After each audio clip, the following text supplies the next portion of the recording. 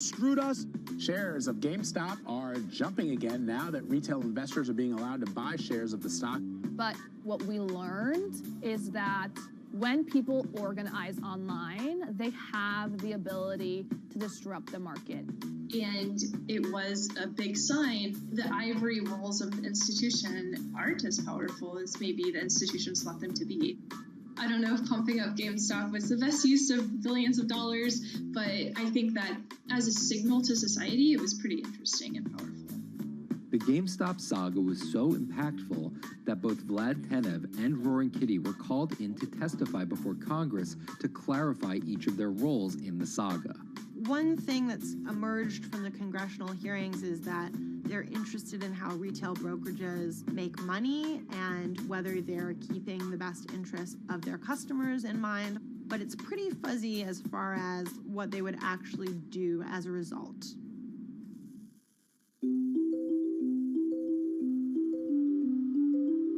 While the frenzy around GameStop eventually subsided, it didn't take long for retail investors to find other areas to invest their money.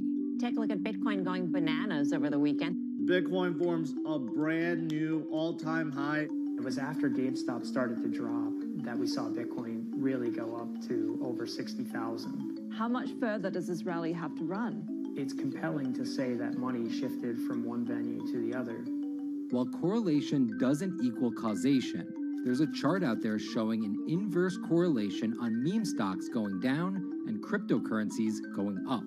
There's definitely an aspect where people are making money on stocks and then moving, they're agnostic, they're not hedge funds. They can invest wherever the hell they want. It's a classic sort of momentum trade. They're going to wherever the winners are and they're willing to jump on and, ride it. So whether it's meme stocks like GameStop, meme coins like Dogecoin, or entirely new ways to invest in art like NFTs, the new kind of retail investor is making its presence known. Over the next 10, maybe 15 years, you're going to continue to see, whether by choice or by force, that baton go from older generations to younger generations. I don't think any single app is going to be the thing that disrupts. I think people are the disruptors. How people get ideas about what to invest in has become increasingly entwined with social media. And as social media companies govern more and more of our lives, the fact that now they're tied in more intimately to people's wallets is something that we might want to understand better. Usually what disruption, I think, means is technology comes in, whether it's blogs to the newspapers or online retailing to brick and mortar. They come in and they're in the same business, but they just do it in such a gigantic cost savings that it causes everybody to switch. Well, that's the risk that happens here, is that it's so much cheaper to just manage your own money. We're not there yet, but costs and conveniences are moving in that direction. So I'd say, Wall Street, you haven't been disrupted yet, but you could be in the coming years, and that the final chapter on this story hasn't been written.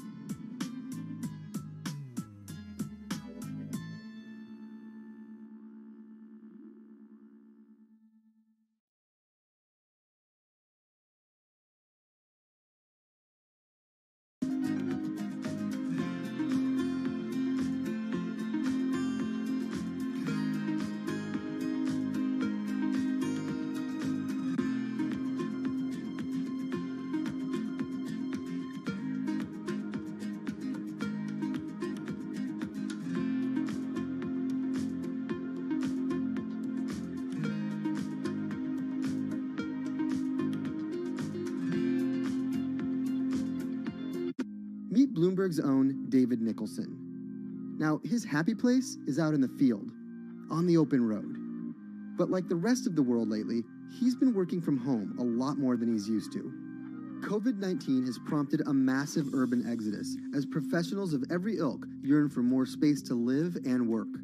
As a result, rural areas have exploded, and they're poised to experience a resurgence as more and more families pack up and leave the big city to try out life in the burbs. But there's one problem with that. Not all internet speeds are created equal. Anyone who might need to upload or download large files for a living may not want to pack up and move to that cabin in the woods just yet. Now, David's house isn't a cabin, but it is in the woods, and inexplicably, his internet is workable. My internet is okay. I pay a lot for it. It's around $140 a month. The download speed's great, and the upload speed is terrible, which is really bad for my work because I have to upload these massive files. But I'm definitely one of the more lucky ones in this community. Just a few miles down the road, my buddy has awful internet. It's usually under 2 down and under 0.2 up, so it's often unusable. Some days it's around 1, and other times it'll drop down to about 0.2, 0.3. I just want to be able to have internet at my house without having to go outside the normal ways of acquiring internet. It's really frustrating. We're literally a few miles away from downtown, and it just cuts off. This is a problem, and the solutions are not there yet, because getting high-speed internet in rural areas en masse is something our providers may simply not be ready for.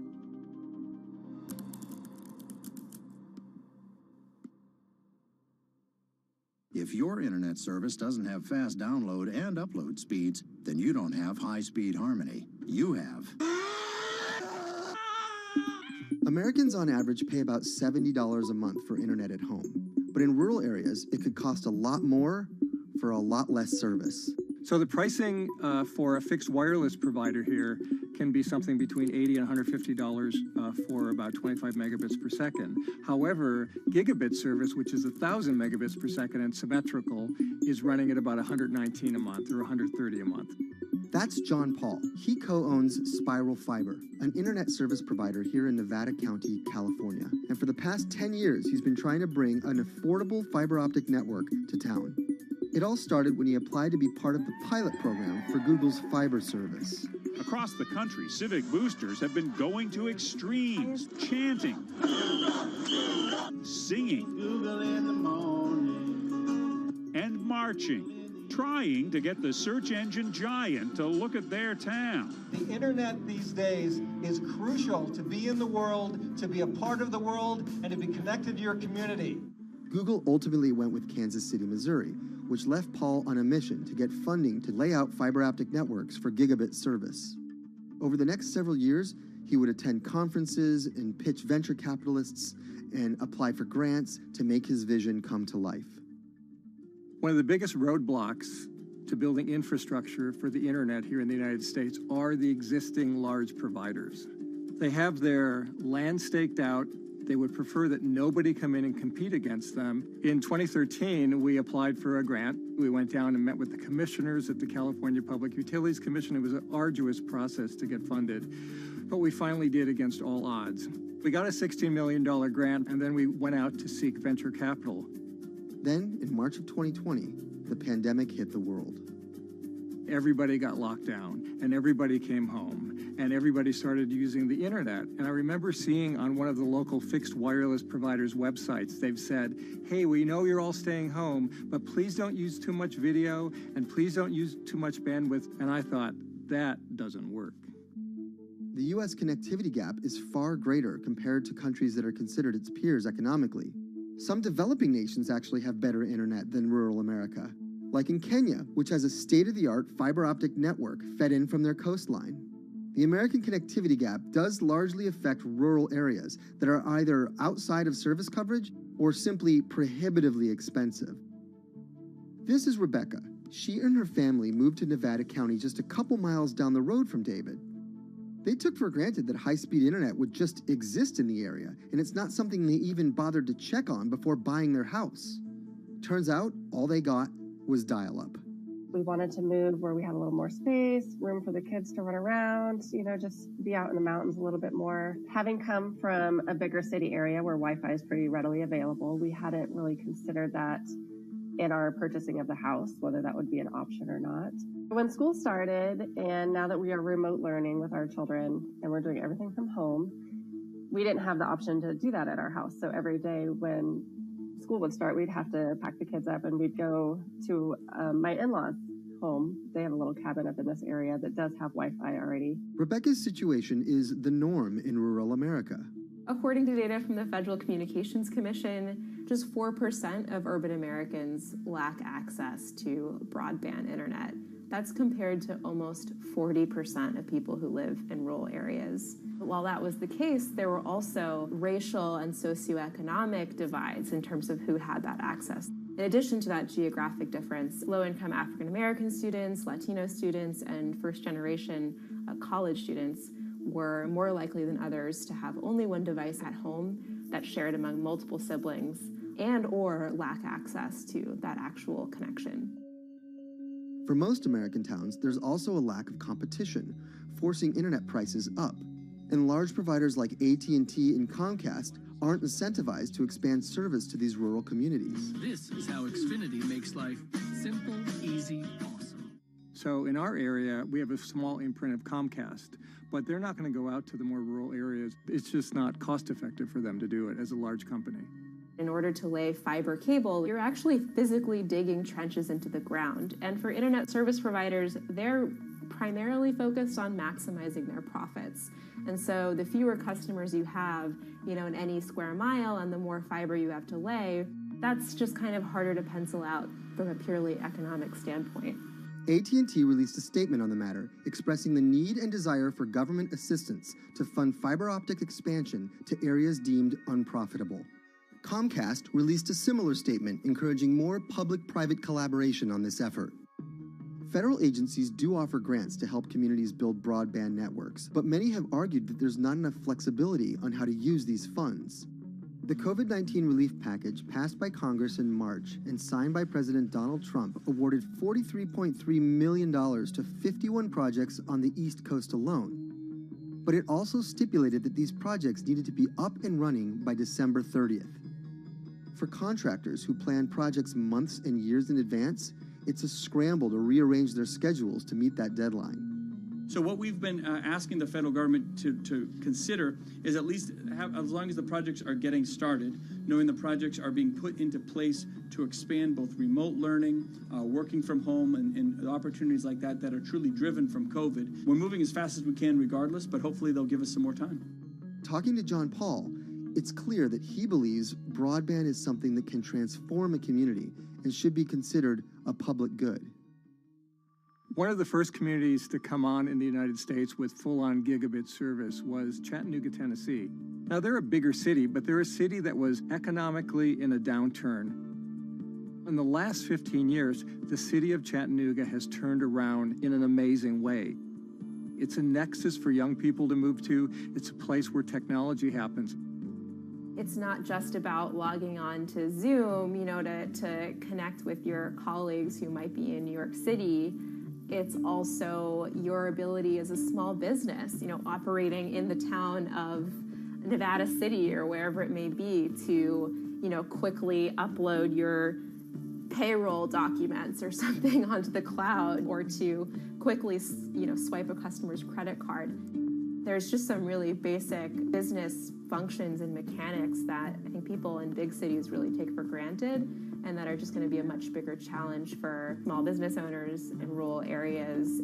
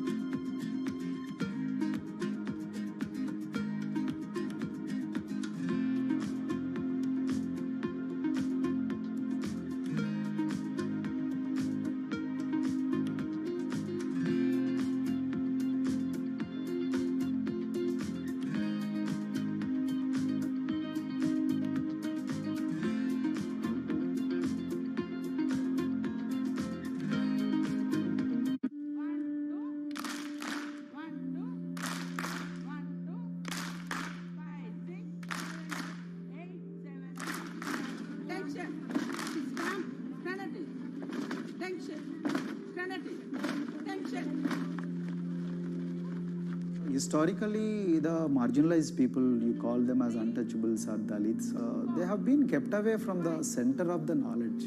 Once you are born into a caste, it is very difficult for you to grow beyond that. You are stuck in that identity.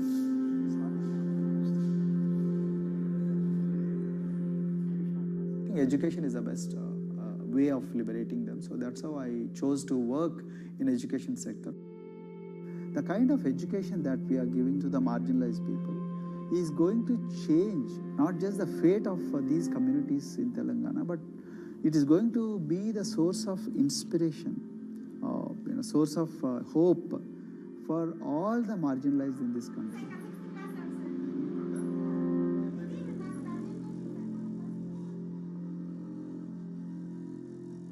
Greatest blight in India is the system of caste. For generations of Indians, the social code known as the caste system has defined how people earn a living and whom they marry. Although outlawed 7 decades ago, castes remain a significant factor in deciding everything, from family ties and cultural traditions to educational and economic opportunities. Dalits, people who are on the lowest rung of the caste system, constitute almost 1/5 of India's population of 1.3 billion. Not able to afford the high tuition of private schools, many are forced to attend government-funded institutions, which in the past have suffered from poor infrastructure, lower education standards, and high student-to-teacher ratios. But Dr. Praveen Kumar is trying to change that.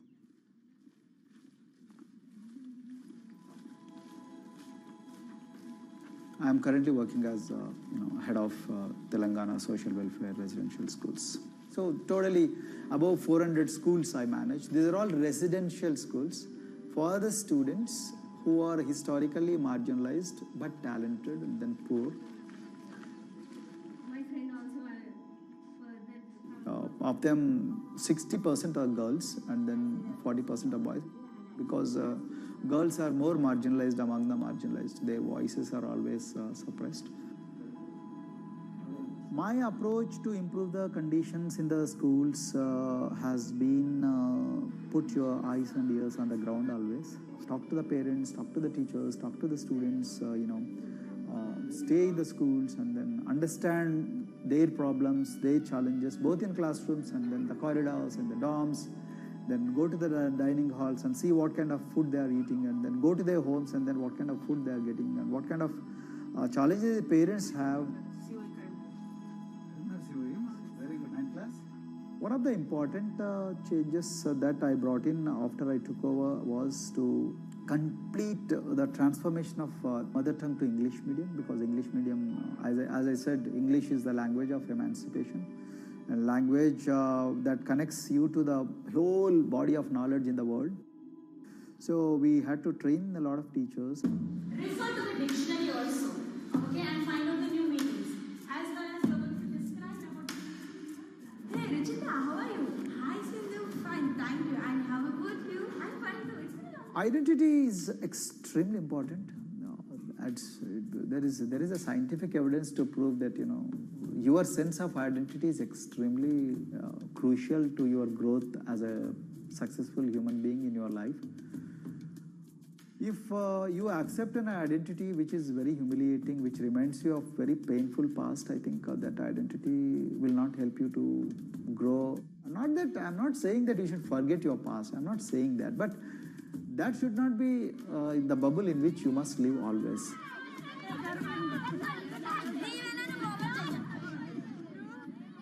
Sweros is an alternative identity. S stands for state, W stands for welfare, Aero, SW and then Aero is Swero. So the idea is your dreams have to be skybound. So that is what we are trying to achieve by changing the identities. Like, you say, I'm a Swero and I aim to be a doctor. I am a Swero. I aim to be a top-notch engineer. I am a Swero. I aim to be a top bureaucrat of this country. I'm a Swero. I want to be a very good actor or, a musician in this world. So these are the positive images that are associated with the identity.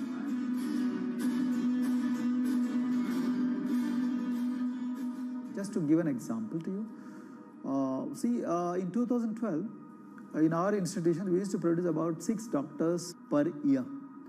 But because of our, this self-liberating ideology of Sveroism, we have, this year, we have produced about 189 doctors. This is phenomenal for any poorest of the poor people. You know how difficult it is to get into a medical colleges in this country. So, but today, because of this ideology, the students have been able to achieve this, feat. Pujita has been a farm laborer, and her parents themselves are agricultural laborers. And then this girl used to sell vegetables, but thanks to the residential education institutions, she came to the Gaulidoddi campus, and then she toiled very hard for 1 year, despite many problems. And today, I'm so happy to share with you that she has joined one of the prestigious medical colleges in the state of Telangana, Usmania Medical College, and then in future, she hopes to be a gynecologist. So this is the journey our children are hoping for. Similarly, the Mount Everest expedition. At Mount Everest expedition, we are very fortunate enough to place the youngest ever female in the history of this world on the peak of Mount Everest. How did this happen? It's all because of an ideology that helps you to liberate yourself.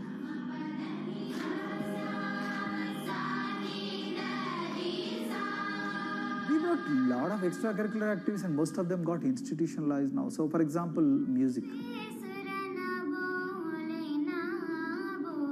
Similarly, the games. We have so many coaching academy. We have boxing academy, we have wrestling academy, we have handball academy. So we have, kabaddi, the traditional Indian sport. We have golf. We have introduced the golf also. Like golf is generally played by so-called rich people, but today even poorest of the poor people also are being trained in golf in our schools. Wow. So our intention has been to give all 360 degrees, type of opportunities to the students, so that whoever is interested in whatever activity, they can go and then do it. Break the barriers, break the fence, at least mentally, because poor people have been programmed to be victims, programmed to be subjugated, programmed to be on the margins, always, programmed to feel inferior. We wanted to change all that. There are certain games which are exclusive to rich people. There are certain languages which are exclusive to middle class and upper middle class in this country.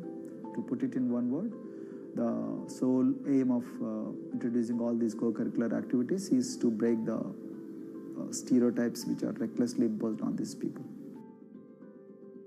Their stereotypes Dr. Kumar knows all too well.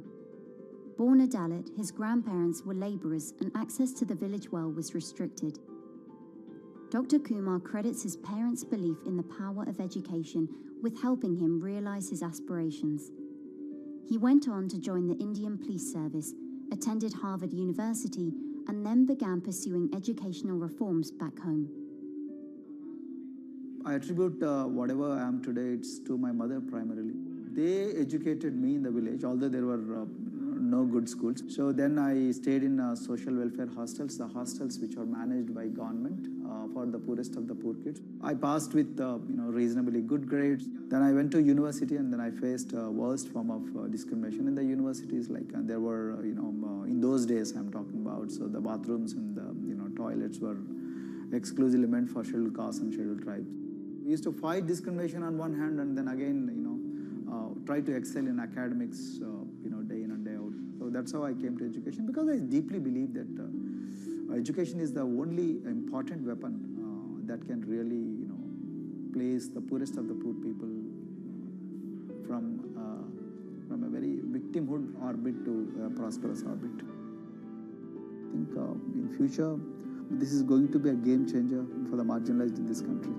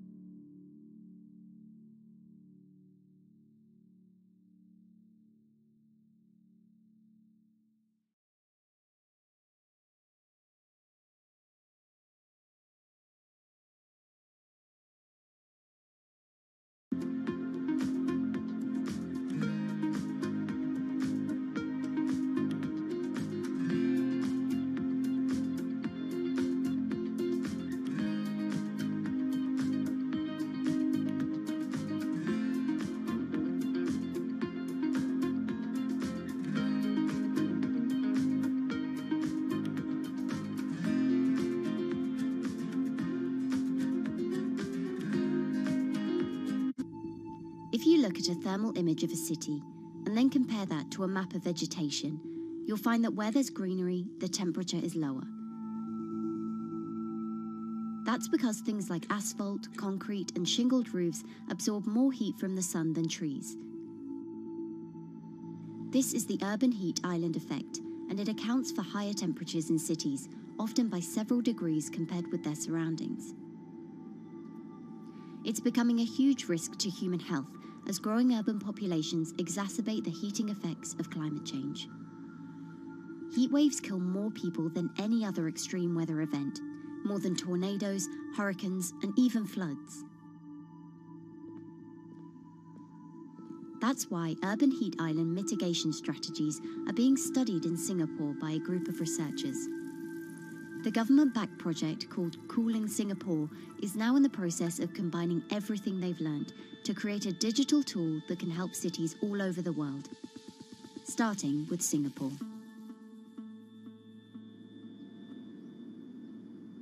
In Singapore, close to the equator, temperatures regularly rise above 32 degrees Celsius or 90 degrees Fahrenheit.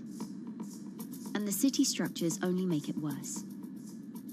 And that is also the case for Singapore, which is basically a concrete jungle, more urbanized, more developed city.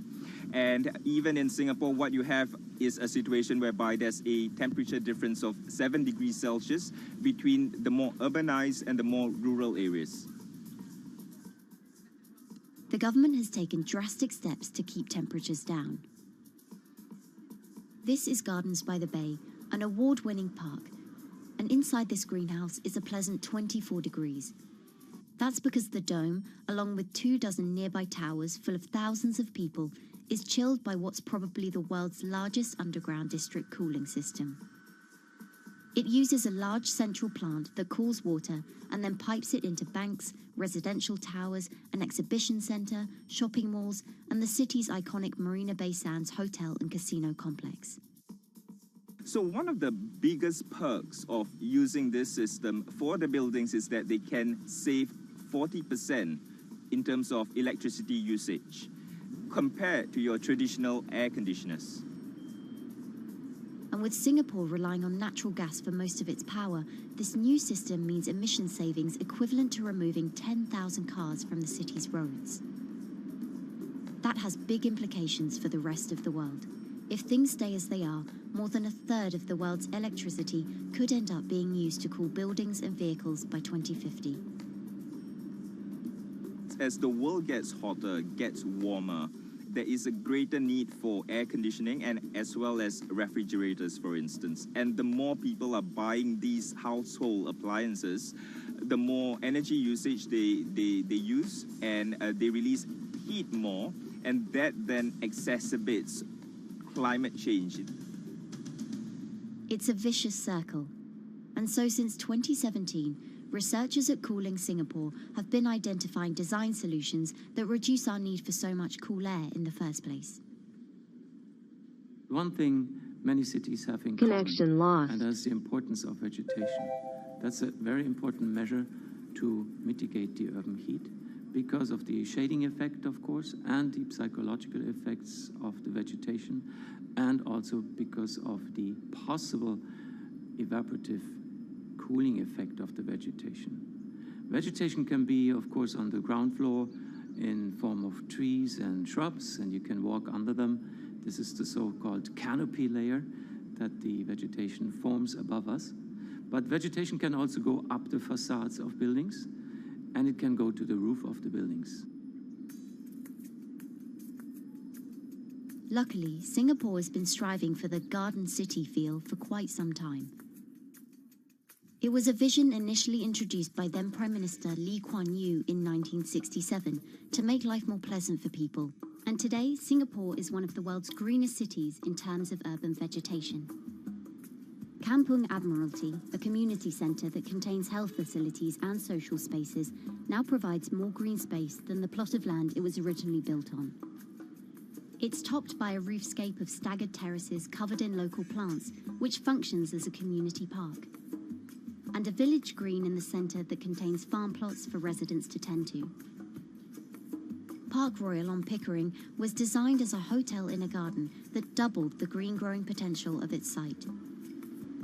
There's now 15,000 metres of sky gardens, reflecting pools, waterfalls, planted terraces and green walls. And the government has big plans as well. Singapore actually has a plan to plant 1 million trees and add more green spaces over the next 10 years. It is actually a mix of one thing to reduce the urban heat island effect, but on the other hand is also to get the people to be more connected to nature. But it's not enough. The city-state has still been warming twice as quickly as the world average over the past 6 decades.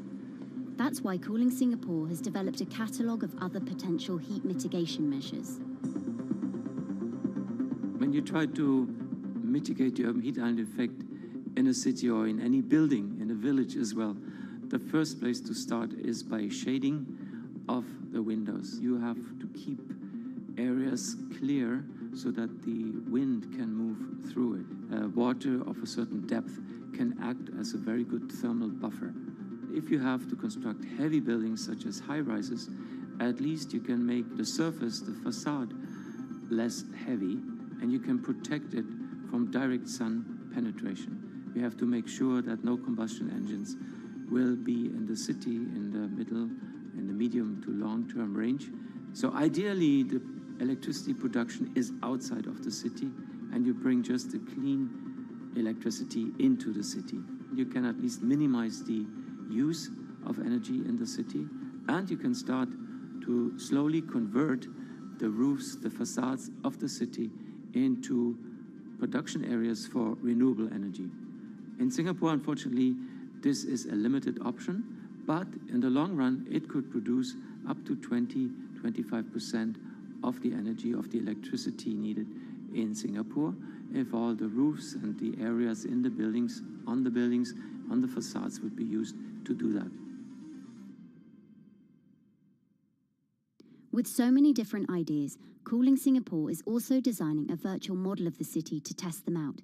It's called a Digital Urban Climate Twin, or DUCT, that will calculate how each element of the city's design will impact the urban heat island effect. That means we model not only the geometry of the buildings digitally, but also we model the transportation, the insulation, the temperature, the radiation coming from the sun, the weather, the local climate, the even very, very microclimate of the city, the water, the movement of people in the city. We can invent scenarios, we can design scenarios, test them before we actually build them, and if they test very well, and we are sure that they will function, then we can start to build them and put them into reality.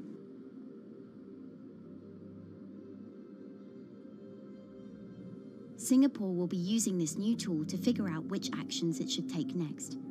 And the model can be applied to any city, whether it needs to keep heat out or keep heat in, which will ultimately save energy, slow climate change, and improve our quality of life.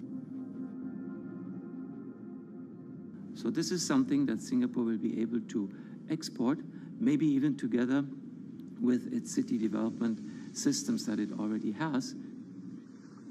Singapore is one of the very few cities in the world that really combine this scientific approach with a very well-established urban redesign and urban design approach. Through its agencies and the combination of its agencies, it has achieved a lot in the past.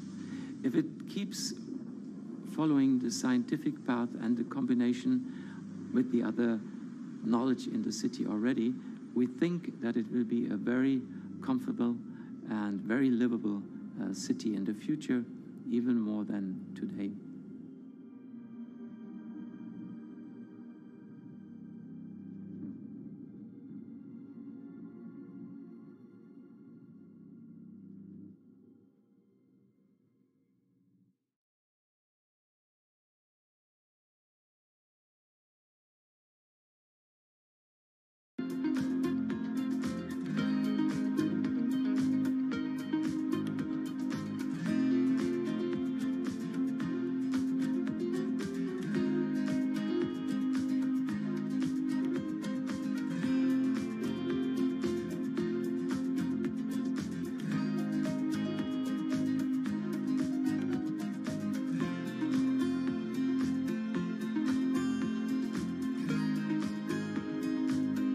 Times are tough.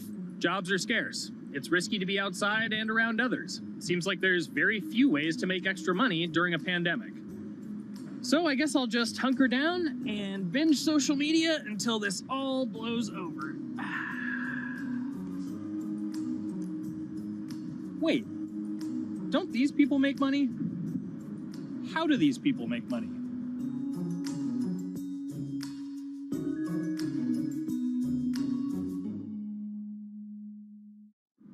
Streamers, YouTubers, Twitch stars. How do they make money? Is it a lot? Is it a lot of work? I know, I gotta ask somebody in the biz, and I got just the guy. Austin John Plays. This is your full-time job now, right? As of November of last year, yes. This was always just kind of like a side thing. Like, any money that I made from doing my videos and whatever else, I never touched that because I didn't really think of that as being like real money. And then it started coming in more and more. And then it was like I hit my first day that I broke $1,000 and I was like, this is actually going to be money. How did the YouTube channel come to be? When the game Pokemon Sun and Moon came out for the 3DS, there was like things that I learned about the game, and then I wanted to just share that information with people. And at the time, I didn't have any way to capture a screen or anything, so I found like generic footage and I kind of put it all together with so much editing. And that video got 6 views. And then 2 days later, I made another one, and that one got 12 views. And then I just started pumping out more and more content, and people were like, this guy knows what he's talking about. It really just started building on top of itself, and then it was like, my channel really focuses on tips and tricks. So I play a straight 18 hours, and I'll finish the game or get to about the 40-hour mark, and then I'll make my first video. While I'm going through, I have a giant notepad and just scribbles everywhere, and I make these notes of like the things that stumped me, so I know the things that may stump other people. What do you need to think about if you're building your YouTube channel? 1, You need to do something that you're passionate about. Not that you like, not that you think you're gonna make money on, something you're passionate about. The other thing is something that other people are passionate about. It holds a special place to them. And third is, it needs to be something that people are gonna seek out information on. In order to enter into the marketplace, you either need to be better than everyone else, you either need to be faster than everyone else, or you need to be more accessible than everyone else.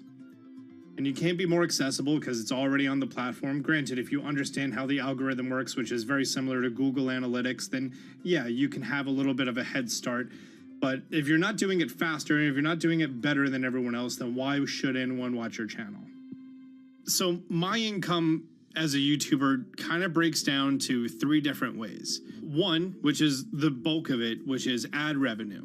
Whenever you go and you watch a video and then there's an ad and then you wait 5 seconds and you hit the bottom right corner and then you go on to the next video, or a non-skippable ad, or the video starts immediately, you get the little banner ads at the bottom, or if you scroll down from the video, the first thing that shows there is an ad. Those are the 4 different types of ads that can appear on every single YouTube video.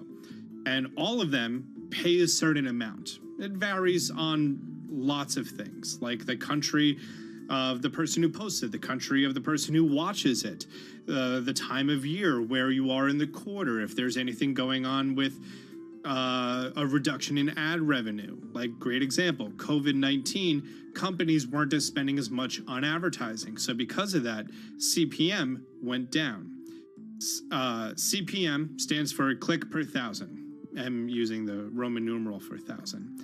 And that means that for every 1,000 views, you get a certain amount of money. Now, on low ads, when I first started off, my CPM was 30 cents. So every 1,000 views, I made 30 cents. But then once I signed with an MCN and I started making more quality content and more engaging content, some of my better videos and certain times of the year, I can see CPMs as high as $12 to $14. And there's a big fluctuation between, you know, if I post a video when there's no ads being spent, like January and February, that's the reason a lot of your favorite YouTubers and also TV shows don't post new videos in that time of year because ad rates are down. Why are they going to make content then? Instead, you're recording and you're bulking up for when ad revenue is higher. The second way that a YouTuber makes income is support, crowdfunding, things like that. When I first started off, Patreon was really the only option, but then they started rolling out supporters and members for YouTube channels. So whenever I have a live stream, you can click a button and then you can become a member, and then you get special icons next to your name. I believe they're called badges. Or on any video, you can hit the join button, and that helps support the channel. And then the third aspect of that would be merch. And for me, my merch has been somewhat basic. In fact, I'm wearing one of my t-shirts from last year right now. You have to endure the times that your first video gets 6 views, that you post it on Reddit and they say, shut up, and then an auto mod bans you. You have to go through that, because until you go through that and you discover why you're doing it, you're not doing it for other people, you're doing it for yourself. If you're not loving what you do, then it's not worth it. Huh. So make a channel about something that I'm passionate about. Oh, sweet. I guess I can make the channel about that.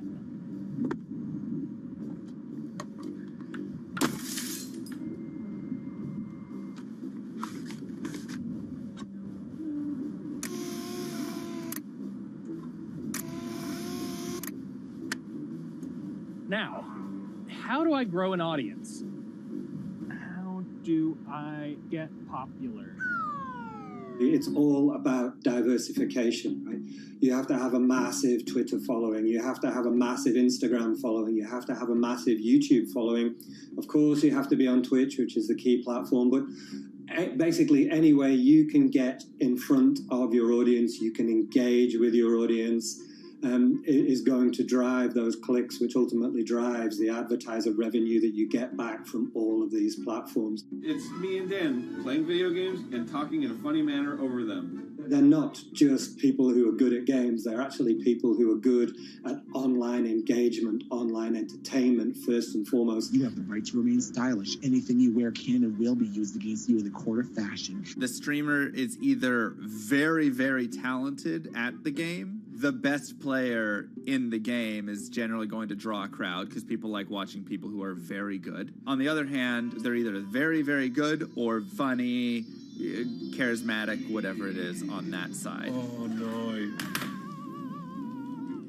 You know, it becomes more of a show where they talk about other things outside of the gaming world, and gaming becomes really just a backdrop and an excuse to engage with that audience. There were those weird, like, Ronald McDonald, like, straight to VHS movies. You remember those? I'm personable, I'm chatty. I would kind of, you know, when boring things were happening in the game, I would ramble on about, you know, movies I'd watched or books I'd read and, you know, or conversations I'd had and stuff like that. And so I think being personable was a big part of that.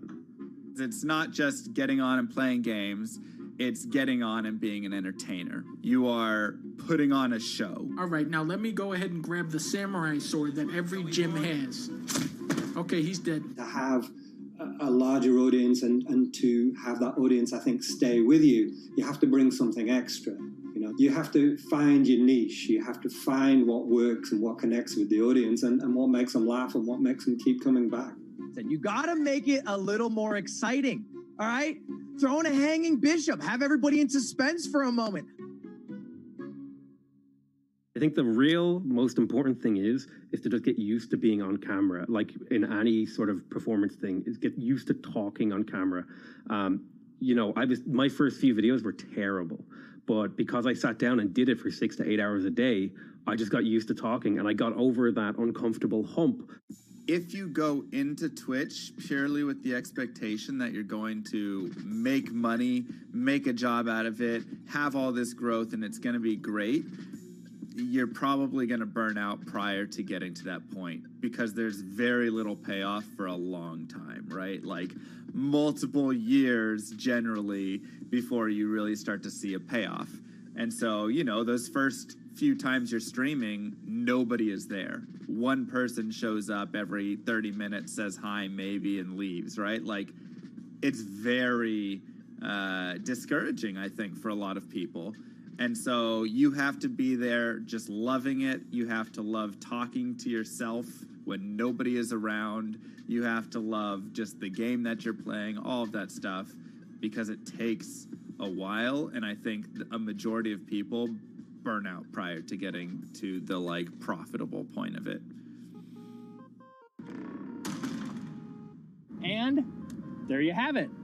My very own YouTube, Twitch, Discord, and streaming channels all ready to go live. It's a veritable social media ecosystem just on the verge of thriving. So don't forget to smash like and subscribe, and visit my Patreon for perks. Also, go to my merch page. And one last thing, stay cool, my friends.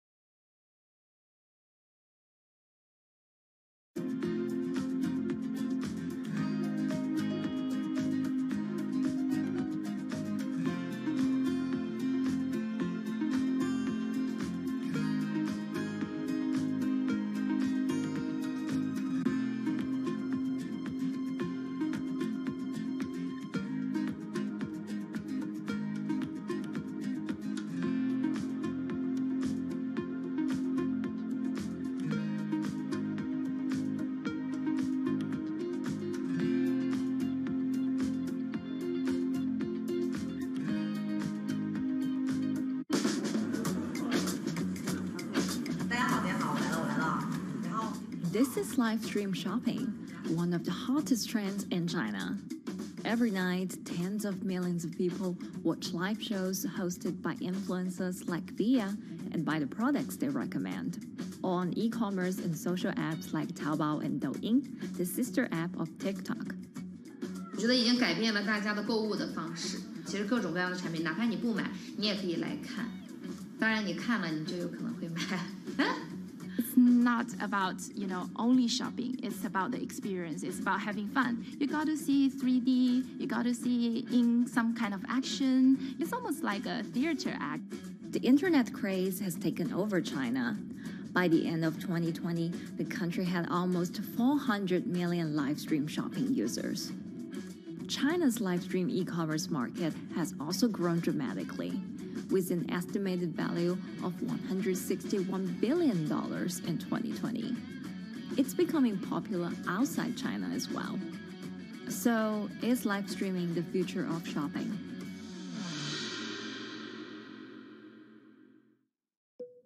Live streaming is not a new thing. In China, it started in 2015 with the rollout of 4G. And it was first used for entertainment and socializing. Many live streamers performed for their followers or chatted to them, making money by receiving virtual currency and gifts. In the West, live streaming is mainly the domain of avid gamers. In China, it's broken into e-commerce. China actually has a very big e-commerce empire, so it uses these super apps, what we call that you have payment, you have search of information, you have recommendation system, and you have huge amount of goods available on the platform, and as well as a lot of consumers. So with this advantage, they merge these features of live streaming to make the influencers actually sell goods. Here is a perfect choice. Nice neutrals, beautiful print, nothing overwhelming, and the warmth and comfort of flannel. This is item. Traditional TV shopping involves a one-way direction, whereby a host introduces a product, demonstrates certain things, and say, call this number or something. But live stream shopping is live. That in itself is a very, very big difference. It causes different psychology. And live stream shopping is a very entertaining way of actually engaging someone else. When you shop, actually, this live streaming video will continue. It will minimize into a corner, and you can buy the items and pay all on the same app. And after that, the live streaming screen will just enlarge by itself, and the promoter will come back to screen. So it's very convenient. Taobao, one of China's biggest e-commerce platforms owned by tech giant Alibaba, added a live streaming function in early 2016. In the following years, other e-commerce and social platforms like JD and Douyin also integrated this feature. 开头的时候还是有很多的挑战的，对画面的这个流畅，然后是否能够很真实的去还原商品，它其实在这个上面是有很高的这个门槛跟技术的这个卡口在的。不管是我们的这个用户的接受度，还是商家的这个上手的这个难度都很高。但是这几年下来，基本上难点在不断被突破的。Over $70 billion worth of goods was sold via live stream on Taobao in the year through March 2021. Latest surveys show that over 60% of live stream users in China were watching shopping shows, and over 65% of them shopped at least once via live stream. In 2020, live stream shopping got a huge boost during the pandemic, when millions of people were in lockdown and many retailers were pushed online. People, during the lockdown, felt like there's a need for more social interactions. This live platform creates an interesting kind of environment that gives people the sense that I'm actually interacting with you. And then live stream shopping brings in a lot more variety of things that people could buy and satisfy, the sense of like losing control, especially during the pandemic. At the heart of this craze are the top influencers who have tens of millions of followers and sell products worth millions of dollars every night.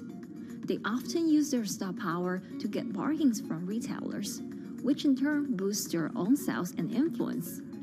So if you think about China's live streaming, you have to know the king and queen of the influencers.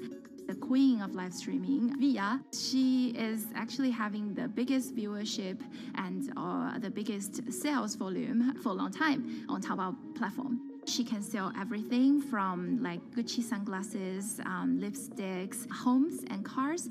One time she offered her followers to go on a Tesla ride with her, and she even, for once, sold a rocket launch in her live streaming room for 40 million yuan.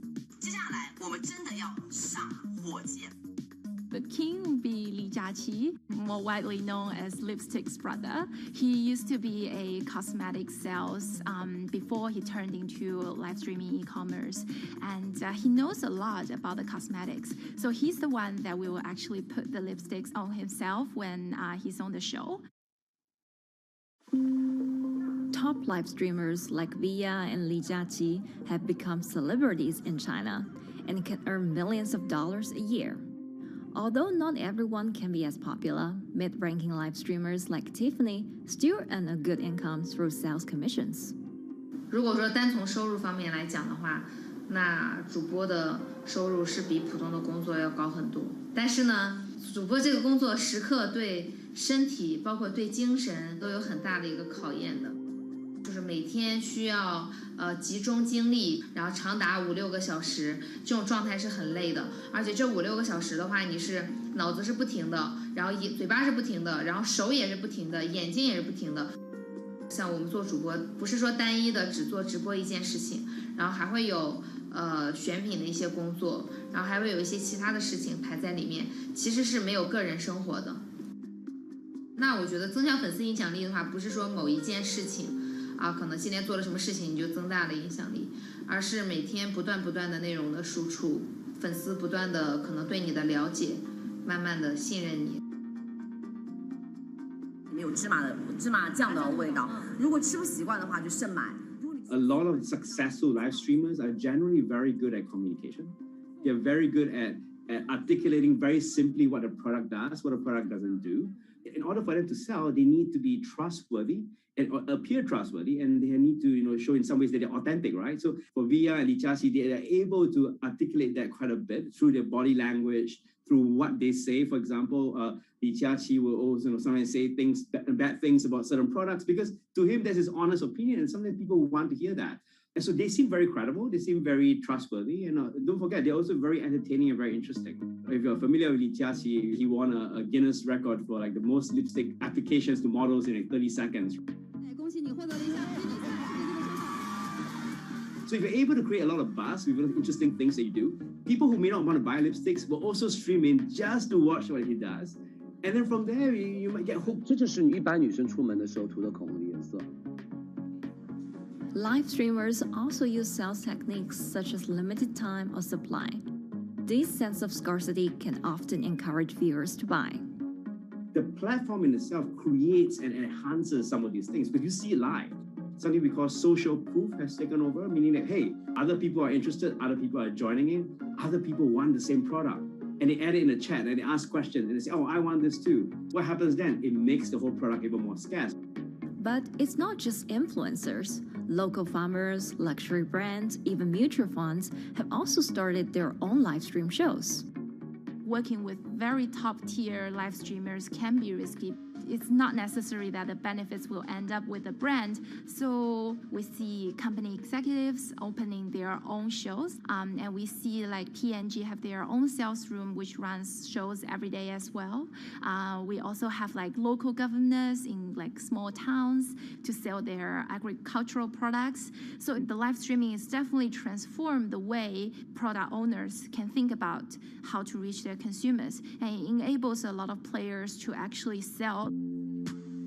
Live stream shopping is going global. Merchants in Southeast Asia have embraced this trend. And in the West, Amazon has upgraded its live streaming function, adding interactive features like chat rooms. Companies, including Google and Facebook, are also developing and investing in technologies to integrate video and e-commerce. 直播电商它其实已经开始成为主流，它未来的发展空间跟潜力都是巨大的。接下来大家会越来越依赖这种购物方式，会变成一个比较日常化、比较规范化的这么一个趋势。If you look at the numbers alone, their numbers alone, Li Jiaxi's numbers or Via's numbers, you know that they can sell and you know that they can generate revenue. Are they able to sustain it over a long period of time? It depends on how innovative they are at changing some of the things that they do. But you can't expect consumers one day turn into virtual shopping for good. There will be the nature of us that crave to go into the store, to touch the goods and actually wear it and see how it looks like and walk around in that with our friends. And those things wouldn't be replaceable with live streaming.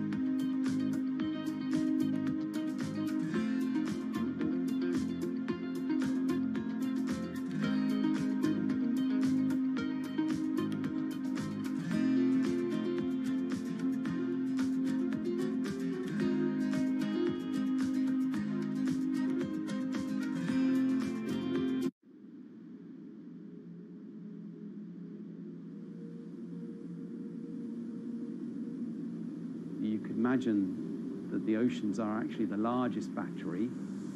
We're storing huge amounts of energy in the oceans. The wave motion can be very deep. It can extend down several hundred meters. And once it gets to the near shore, from about 50 meters, the whole water column is moving backwards and forwards. As we search for ways to reduce our reliance on fossil fuels, some are looking to a largely untapped potential source of renewable energy. In theory, waves off the coast of the United States alone could generate over 2 trillion kilowatt hours of electricity a year, enough to power more than half of the country. Waves intensify and subside not as quickly as the wind, and that means that it can produce a smoother power generation curve. One of the potential advantages of wave energy is that it could act as a complementary source of power compared to other renewables on the grid if it were to be scaled up to commercial scale.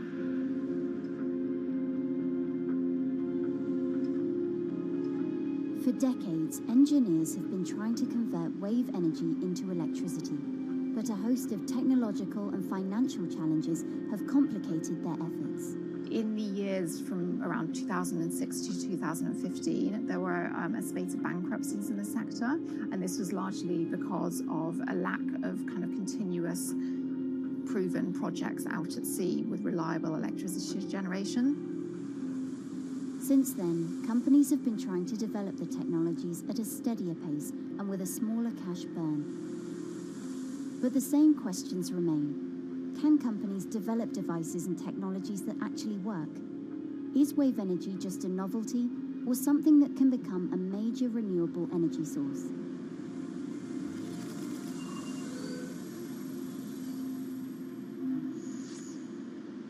the sea is a very challenging environment within which to operate a power project.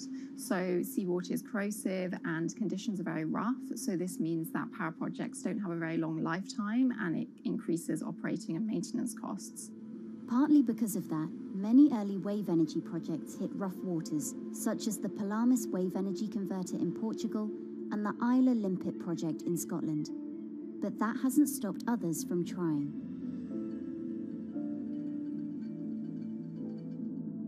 Companies are focused on testing projects out at sea, proving their durability, trying to raise capital and bring down cost. The sector hasn't really converged around one single technology design, and companies are kind of undecided about which design works best.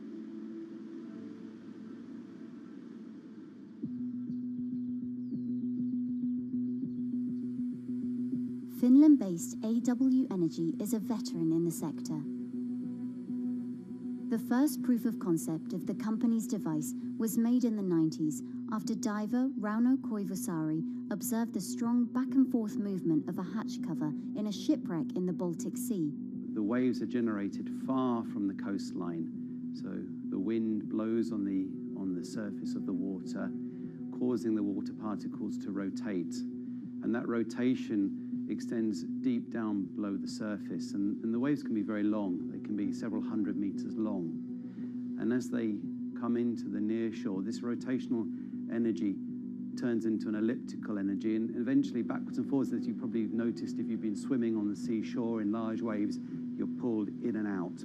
That's the energy that we're extracting. There's a sweet spot where we deploy, so around 10 to 15 meters of water depth. That's where there's still strong wave energy coming in. After years of research, prototyping and testing, the company has deployed Wave Roller, a 350 kilowatt device in the waters off Portugal. Wave Roller has an 18-meter wide and 10-meter high steel panel fixed to the seabed via a floatable foundation. The panel moves back and forth with the waves, capturing the energy. It's submerged in the depth of 15 meters, so it's protected from the extreme waves. We generate electricity by capturing the movement with hydraulic circuitry in a machine room underneath the surface. That hydraulic energy we turn to electricity with hydraulic accumulators and hydraulic motors, and also a generator. The Wave Roller has survived large waves at sea for over a year and delivered electricity via an underwater cable to the grid in Portugal. Meanwhile, the company has won a €2.5 million grant to work on an upgraded version of the Wave Roller, aiming to increase the electricity generation capacity to 1 megawatt. The upscaled device would have a bigger panel, 2 power takeoff units, and improved software to control the energy production. We have taken into use a wave prediction algorithm that kind of tells us what kind of waves are coming in to our device. That gives us few seconds to prepare for capturing more energy, and the difference in that is significant. Our future plans are to deliver technology around the world. So I'm hoping we can be working on delivering technology to projects in Asia and also in the American continent as well.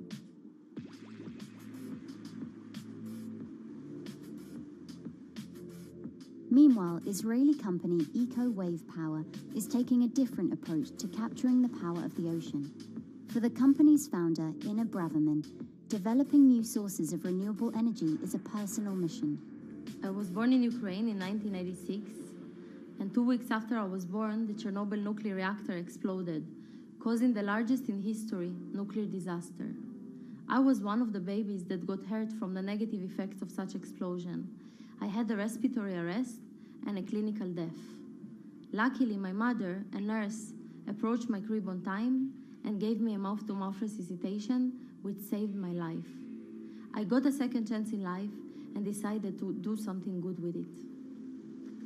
Growing up, Ina wanted to be a politician to positively change the world. After working as a translator at a renewable energy company, she decided to change paths. Solar and wind energy were fully commercialized. There were a lot of amazing technologies implemented everywhere. I saw that wave energy, although it's an immense source of electricity, the biggest companies in the world are trying to develop wave energy with no success. And there was kind of a race going on in the world of who is the company that is going to develop a viable wave energy solution first. In 2011, the then 24-year-old Inna co-founded EcoWave Power. Instead of installing devices offshore, the company's devices are attached to existing breakwaters, jetties, and piers. Our technology is very cost efficient, especially in comparison to the offshore technologies, because we don't need any ships, divers, underwater mooring or cables. We install on existing man-made structures, and all our expensive equipment, the generator, the hydraulic conversion unit, the automation, is located on land just like a regular power station. This is the EcoWave Power conversion unit that has been operating in Jaffa Port since 2014 until 2020. Here you can see how the technology works. Basically, the floaters are going up and down and pushing the hydro cylinders, which transmit biodegradable fluid into land-located accumulators. A pressure is being built. The higher the waves, the higher the pressure, which is used to turn the hydro motor, which is turning the generators. The whole system is controlled by a smart automation system, which you can see right here. And in case of upcoming storms, the system automatically raises the floater above the water level and keeps them in the upward position until the storm passes. The company has been operating a 100-kilowatt grid-connected device in Gibraltar since 2016, which is enough to power 100 households. Currently, Inna and her team are working on another 100-kilowatt project at the port of Jaffa in Tel Aviv. The project will be also the first time in the history of Israel that wave energy will officially connect to the electrical grid. And our goal going forward is to expand it to all suitable breakwaters in the city of Tel Aviv and to supply a significant part of the city's electricity needs. Today, engineers and entrepreneurs are still trying to crack wave energy. Globally, only a few hundred kilowatts of wave energy are deployed, compared with gigawatts of offshore wind. But the field has come a long way in recent years, and with the right engineering solutions, this new power source could eventually become competitive with more mature renewables like solar and wind. I would have a lot more confidence in the success of wave energy companies today as opposed to like 20 years ago. But in the next few years, or maybe the next couple of decades, it will be more likely to be used in remote locations like islands that are otherwise dependent on expensive diesel power, or out at sea on gas decommissioning rigs, or for powering underwater autonomous vehicles. So definitely, wave energy can compete with other renewable energy sources, but I personally believe that this is not a competition. In order to have a 100% renewable energy friendly world, we need all renewable energy sources to work together.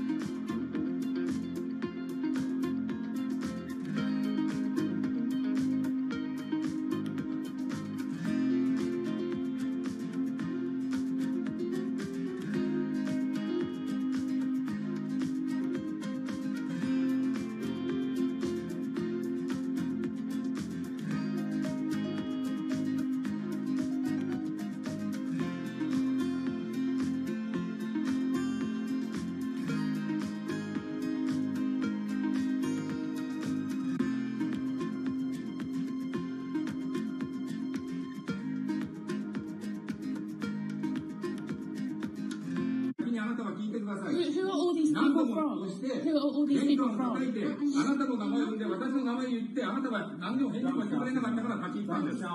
So can you please tell me? I'm not going to... please wait. You know, I've covered a lot of companies. I've covered a lot of Machiavellian companies where, you know, people play rough. I don't think I've ever seen anything on the scale of Nissan. He is making you, but you act for Nissan. I mean, it's corrupt. The system is... One of the most dramatic elements was Ravinder Passi's home being raided by court officials in Yokohama. You scared my wife. You scared my children. I worked in Nissan for 16 years. So Rav Passi's journey into the darkest recesses of the Japanese corporate world started when he was the general counsel, the highest corporate lawyer position in the company. In the past few minutes, Nissan has revealed that its chairman has been arrested after allegations of serious misconduct. He was tasked with investigating Carlos Ghosn. And he was told, conduct an internal investigation and get to the heart of the matter. And then along the way, he started to notice serious conflicts of interest. He is one of the few people who knows an extreme amount of detail regarding the alleged crimes by Carlos Ghosn. And he's now ready to tell his own story on the record about some of the events that happened.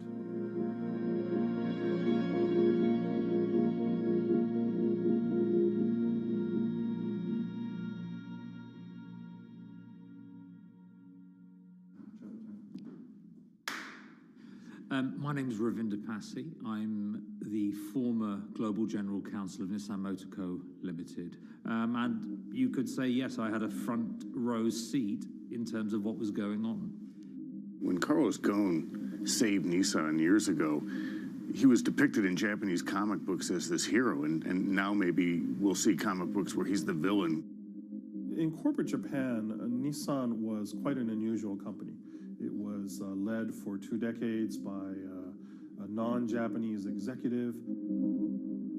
Well, Carlos Ghosn was a hero in the Japanese business world. If you had a global business celebrity in Japan and worldwide, it was definitely Carlos Ghosn. In a country with few foreigners at the top, he stood out.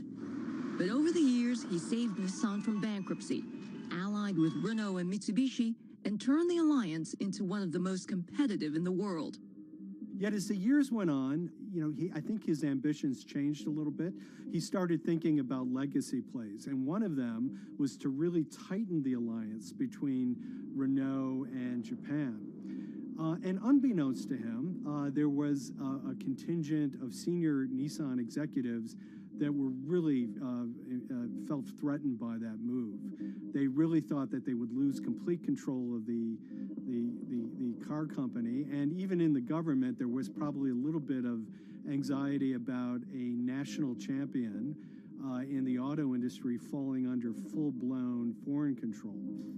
Carlos Ghosn was an auto industry leader, respected by many in Japan. Now he's in jail. The arrest of Carlos Ghosn came completely out of the blue. This was in November of 2018. He was coming to Japan on Nissan's corporate jet for a regular executive meeting, and he was met on the tarmac by Japanese authorities who whisked him away to jail and charged him with financial misconduct crimes. So what happened was that a power struggle ensued inside the company, and somewhere along the way, it was criminalized. By that I mean that there were allegations leveled at Carlos Ghosn about the way he reported his pay to Japanese authorities, the way he handled money inside the company, that in other contexts might have been a board action, might have been handled internally. A number of executives at Nissan decided to take this difference and take it over to the Tokyo prosecutor's office, and that unleashed a chain of events that would shake the entire auto industry. So after Carlos Ghosn was arrested, Nissan launched an internal investigation into the events that led up to his arrest.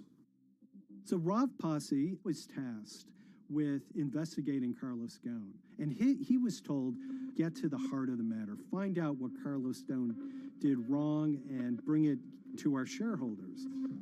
It's really complicated because you had various things coming out of the weeds. 2018, the investigation has started, and we become aware of matters in terms of conflicts, actions by certain individuals that cause some concern because things might not quite be what they seem. So in our story, we really took a close look at Harinada and his role in Carlos Ghosn's downfall. Harinada is one of the most fascinating figures inside Nissan. He's also a lawyer. He's originally Malaysian. Hello, Mr. Hadi. And he had a meteoric rise through the company and became very, very close to Carlos Ghosn and other top figures. He had a front row seat at all the major strategic deliberations at the company.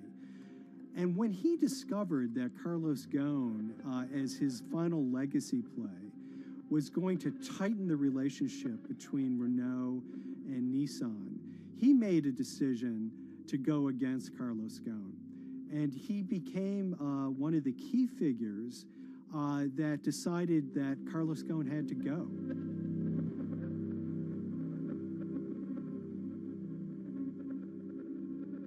Harinada was somebody who actually recruited me into the company, so I have a long-standing relationship with him, or did have a long-standing relationship with him. For many, many years, he was a mentor. I had doubts about the credibility of the process right at the start. Harinada had a plea deal with the Tokyo prosecutors. Now, that suggests he was intrinsically involved in some of the wrongdoing, or the allegations of wrongdoing, and it just didn't smell right, just doesn't sit right. So there was a basic conflict of interest. In other words, Harinada had to deliver results to Japanese prosecutors to avoid his own criminal liability, and he's accusing and leading the investigation of Carlos Ghosn.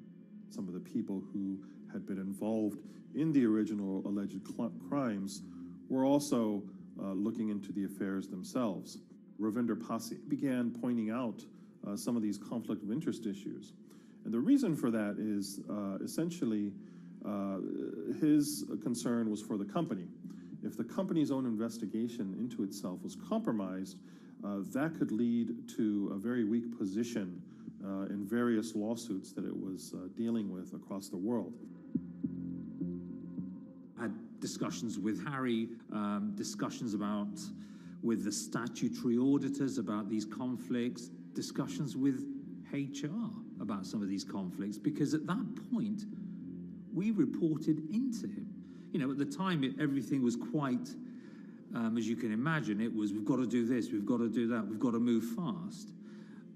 But when you step back and look at some of these things, you just think, my God, what was going on here? Because me, members of my team, were being placed in immediate danger. Your chairman's been arrested, a representative director's been arrested. They both happen to be foreigners. And then now what we need to do, we're being instructed to do, is certain compliance professionals need to go into properties in Brazil, for example, and retrieve evidence. They've got to do it very carefully, because if they don't do it carefully, they're going to get convicted of criminal activities.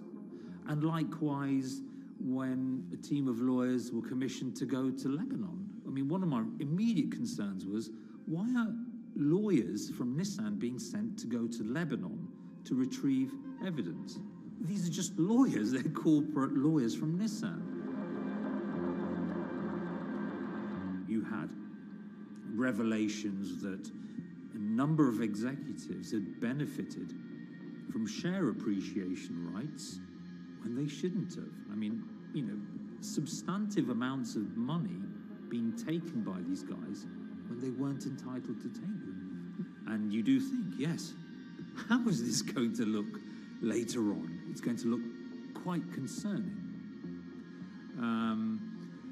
So that triggered for me the sort of assessment that, well, I'm going to have to do something, because up until this point, I haven't put down on paper these conflicts and these issues.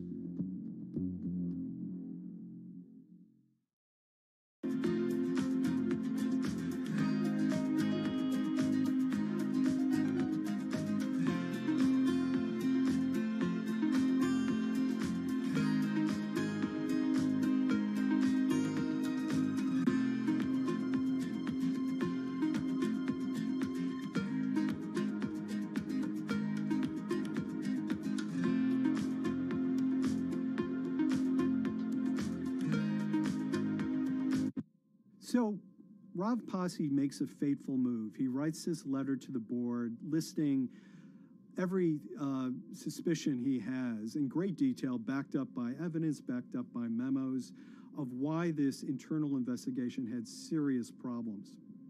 He sends the letter to the board and it's crickets. He doesn't hear much of anything. Nothing happened thereafter. Nothing at all. Just like it just gone into a black box.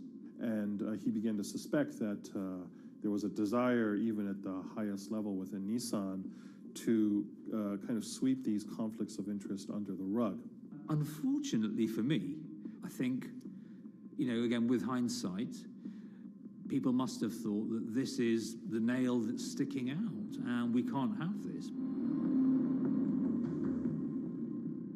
Within 3 days of me submitting that to the board of directors, that letter to the independent board of directors, I was removed from the Goan Executive Conduct Matters. I was then told that I could not attend board meetings anymore. And up until that point, I had attended every single board meeting. I was then also told that after 8 years of being in Japan, I'd be going back to the UK. It eventually transpired that I'd be the VP of Projects and Transformation, managing a team of 3. So you can imagine what this feels like at this stage. Almost an arbitrary removal from Japan, where I've lived for 8 years, had 3 children there, my family has grown up, and we've been settled there, having a few months earlier been promoted to vice president at a global level, to being almost demoted. So Pasi was essentially being reassigned to get him as far away from the internal investigation as possible, and also to a certain extent in retaliation to some of the issues that he brought up regarding the internal investigation and Harinada. What happened to Rav Pasi can be seen as a series of corporate humiliations. I mean, first of all, his immediate responsibilities were taken away from him. Eventually, he lost, the coveted general counsel title. But it didn't stop there. Toward the end of his stay in Japan, Rav and his wife were convinced that they were being followed. During that period, I'd noticed that whilst driving my car, I'd have other cars following me. First time I noticed this was around mid-March, and I was driving, I can't remember where I was going, but this grey van, small van, just literally started following me. And I noticed that there was somebody in the car taking pictures. And lo and behold, we were absolutely being followed either by people on foot or other individuals, 2 or 3, normally 2 burly men in a car, different cars at different times, following us around. They were following the family as well. And, given I'd seen the Nissan security department behave in a very, very egregious manner with others in terms of following and surveilling, I was very concerned as to what they were doing and who they were giving this information to. Because if they're giving this information to the authorities, you do think, why? What's going on here? I mean, this is just not normal behavior.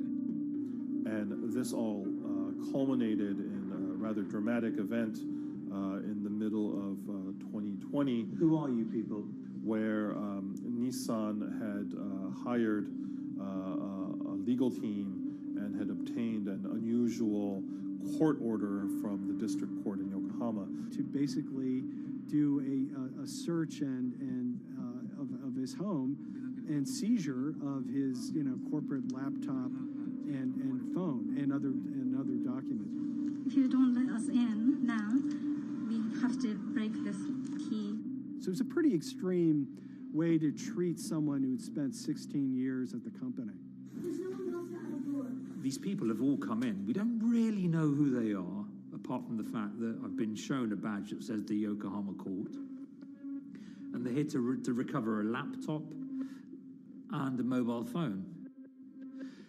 It was even more weird because I'd highlighted to the directors that certain Nissan executives were trying to recover this laptop and this phone whilst I was still in Japan. And I was very concerned because it had evidence on there that related to misconduct matters and other forms of inappropriate conduct. It was just another form of intimidation, another form of harassment, forcing me almost to leave the company and the country. Because once they'd retained and obtained these items, we were still followed, which, again, I just couldn't understand. What is the point of doing that? This isn't a car company. This is not the KGB.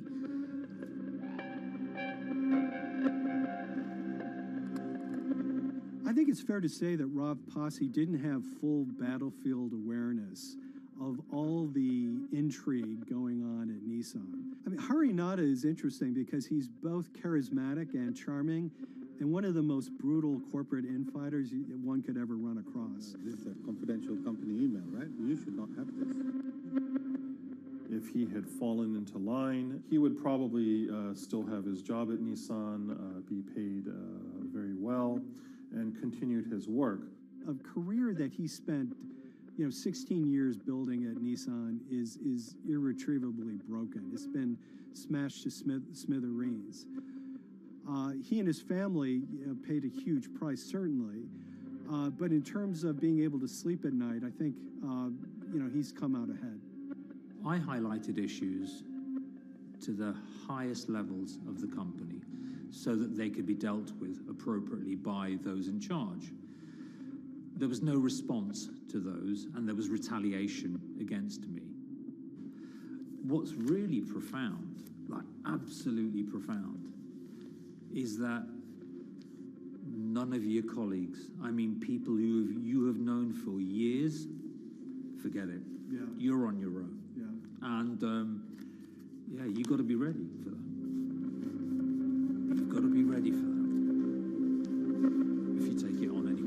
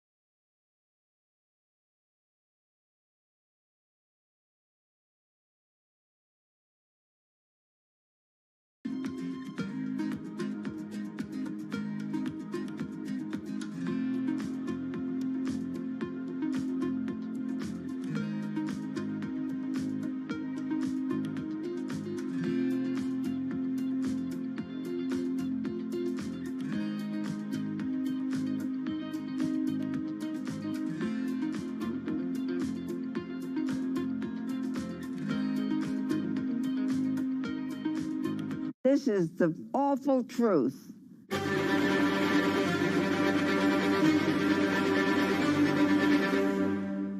There's always someone in the family that's pushing it.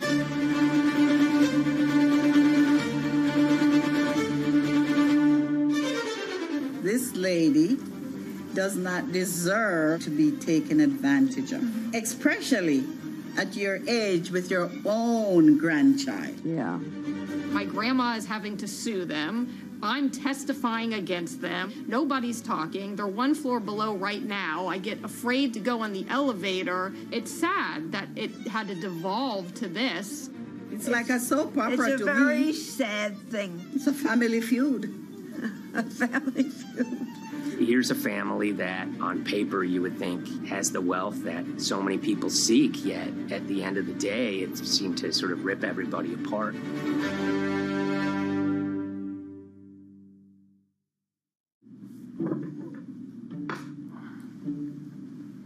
My name's Tom Schoenberg. I'm a senior reporter here at Bloomberg News, cover financial enforcement. I was approached by someone close to the Schottenstein family and asked whether or not I would be interested in writing about Beverly Schottenstein and this case that she had against J.P. Morgan. And it was immediately clear that there was a great story here to be told. So I started just, assembling all sorts of documents that the family made available to me. That included a diary that Beverly had begun writing when she started having suspicions about what was actually going on with her money. Beverly obtained her wealth from the Schottenstein kind of retail empire that has at times included Big Lots, Value City, American Eagle Outfitters, DSW Shoes. Beverly's husband died, and at which point they sold off their portion of the company, bringing them an enormous amount of wealth in around 1990. Estimates of her wealth were around $90 million. She, for many years, had that pool of money being managed by outside advisors. Her grandsons in the late 2000s had both graduated and were becoming financial advisors. She gave them a little bit to work with, and over time, her grandson, Evan, became the trustee of her entire estate. Managing sort of family money is not a conflict. In fact, some ways in wealth management, it's kind of how you get your start. It's kind of the seed that you need to sort of get going in the business. But Beverly started having suspicions that something was wrong probably in around 2016. Well, there were suspicious things, but taken separately without everyone talking about their own experiences, it was hard to really put it together. She had written a check to her caretaker, Dawn, that bounced. So she went down to her local Chase branch to sort of find out what was going on. She wasn't getting paper statements in the mail, so she asked them to print out a number of her statements having to do with her checking account and her credit card account. So we went to the bank and asked for the statements. And she got a whole year and going through all of them, page by page by page. And it was there she saw all sorts of charges that she said she didn't authorize or didn't know about. I was becoming very, very suspicious. I was starting to look in the money part, and that's what bothered me more when I saw that money was going. And I was not a big spender. Around the same time, Dawn, she starts noticing Beverly's son, who lived in the condominium below her, came up with Evan with a shredder and started grabbing papers in her office area, including some with J.P. Morgan letterhead, and just started sitting at the kitchen table just shredding documents over and over. Yeah, they came in one morning. They used to do it in the back. Through the back door, and they brought the shredder inside. And then they went in the drawers in the office and took out all the papers, and they started doing it. I was very suspicious because I know you don't go around and destroying papers. Beverly said that they had done this many times before. That's when she said to me, Dawn, I'm going to write my feelings in this black book. Diary. And it's a diary, and she started writing. Each day she would write a little at a time. Around the holidays of 2018, a package had arrived, a FedEx package, and in it were materials about a venture capital fund based out of the Cayman Islands. Dawn and some other family members take a look at this, and they see that Beverly is signed up for this fund to the tune of $5 million over the course of several years. And that was really the beginning of it. That was sort of the tip of the iceberg when it became obvious that something was going on, that my grandmother really wasn't aware of this fund. You know, Beverly started to panic. She got really upset and called, J.P. Morgan's headquarters in New York and asked for Jamie Dimon. She said she was told someone would call her back, but she says that never happened. She wrote a letter to Evan and Avi, and in there she laid out a number of things that were concerning her: unauthorized trading, the checking account. She had about $1 million worth of jewelry in a safe deposit box, and that her son Bobby had the key to that box, and that jewelry had gone missing. All this was kind of packaged in this, 5-page handwritten amendment to a will and trust. There's such an evolving narrative about why the jewelry was taken. The only truth we really know is that the jewelry is gone. But why it happened, there have been a lot of different stories. You just don't take your mother's wonderful things and hand it out. And they emailed that note to J.P. Morgan to seize all activity on her account. And it ended up setting off a firestorm after that. As soon as they got this email that there was a cease and desist and that she wanted to send her money and change brokerage firms, they were actually vacationing one floor below downstairs. They're there right now. The next day, Beverly's in her place. The granddaughter's still in her place visiting. Dawn is there, and up comes Bobby kind of barging through the door. And he's screaming about what was sent to the J.P. Morgan. They're now investigating them. And he's furious, takes his mother and sort of puts her into a chair, gets pen and paper, and she says physically forced her to write a retraction letter. They were pushing me around. It was a scary time. I was really afraid, too. I had to take her to the doctor, and she did an x-ray because she was in so much pain. The locks had to be changed. The phone number had to be changed. I really thought we were going to have to hire guards to be outside just for protection. Oh, it was terrible. Horrible scene. Beverly brought her case before the Financial Industry Regulatory Authorities, usually known as FINRA. It took several months of hearings. She sees all sorts of transactions that's going on, hundreds of them that she claims that she never knew about, never authorized, but yet were logged in J.P. Morgan's files as having been direct requests from her.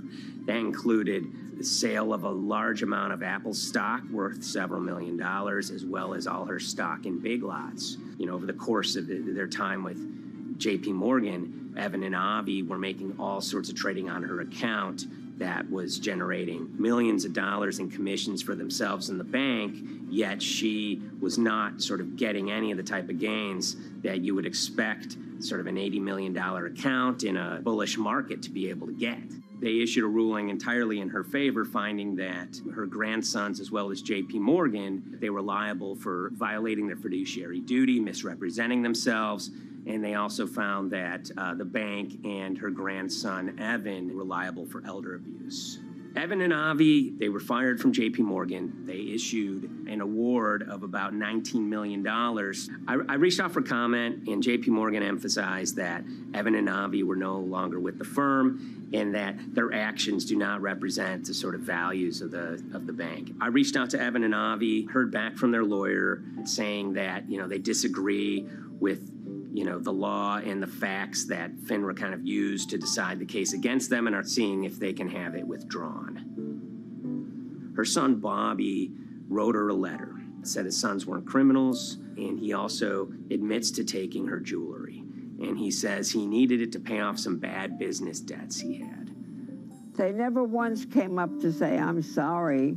If there had been an apology and some acceptance, and asking for forgiveness from my grandmother, I don't think we'd be in the position that we are now. Since the piece came out, we've received dozens of messages from people, many of whom are telling their own sort of personal tales of, kind of financial advisors gone bad, or family members who got control of an estate and abused, those within.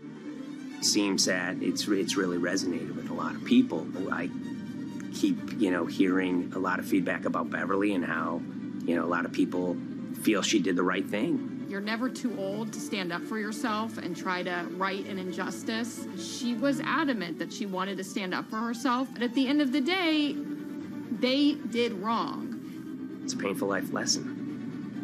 Beverly taught them that you don't mess with grandma.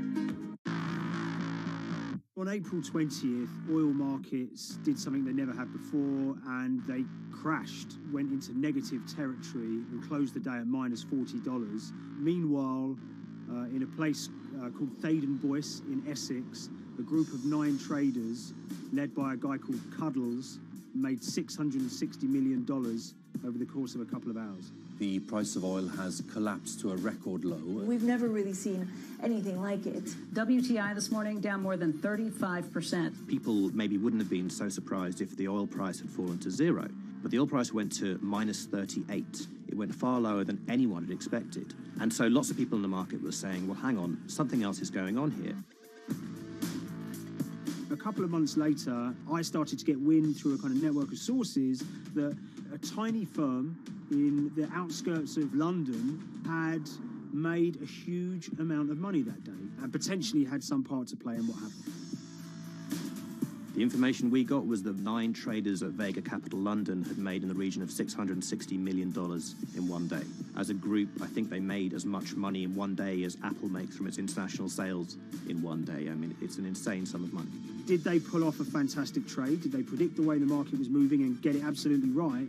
Or was there something else going on, and had they actually done something that breached market rules in a bid to sort of push the market? And that investigation is ongoing.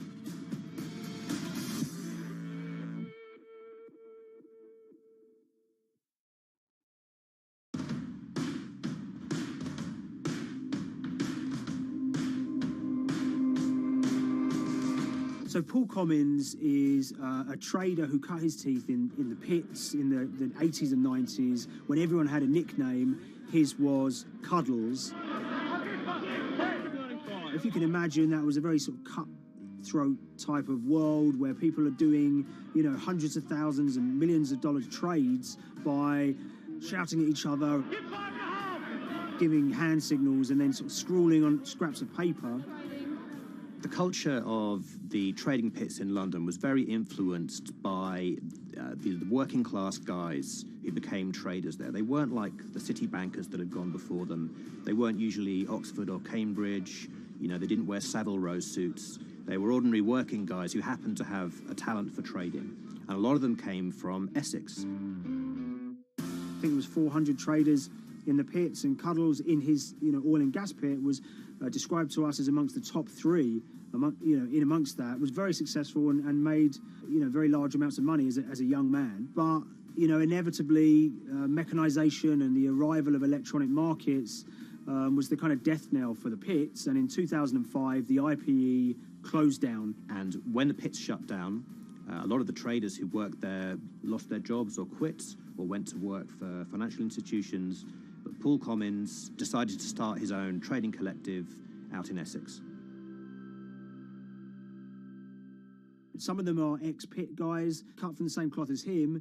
Lots of them are actually sort of in their 20s, and they're his, drinking buddy's son, or they're his own kids' friends from football. They're young lads, hungry and ambitious, and he brings them into the fold. And fairly shortly, he's got, maybe a dozen or so traders that they're independent, let's be clear, but they're all part of this collective.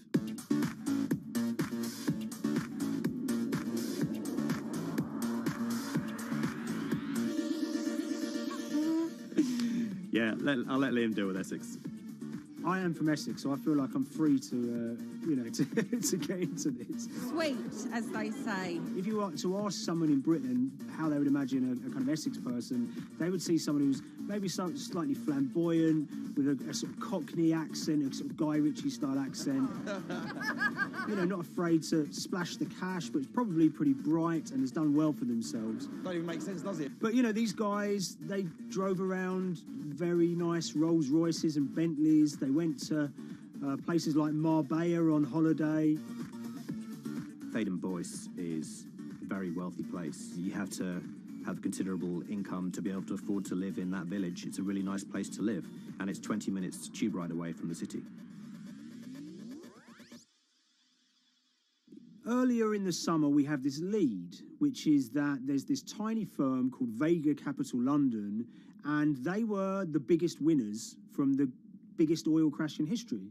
Anyone that covers markets is going to be surprised about that. You're thinking your BPs of the world or your Glencores, but it's this tiny firm. And one of the big challenges that we had was actually finding out who worked with Vega Capital. It wasn't immediately obvious, and at first we had absolutely no idea. If you go to the Vega Capital website, it says it's under construction. If you do basic online searching, it's very difficult to find anyone who's publicly connected to the company. So inevitably, we're incredibly curious at this point. Like, who the hell are these people? The more reporting we did, the more it became clear that this group were connected socially as well as professionally. They went to weddings together, they played golf together, they would go on holiday together.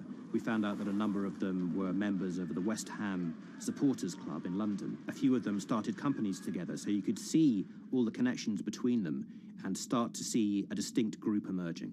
And it really just was this kind of shock that, this wasn't just like a hedge fund or a firm you'd never heard of. This was actually a group of buddies who all had the same experience on this day and had all made a huge amount of money.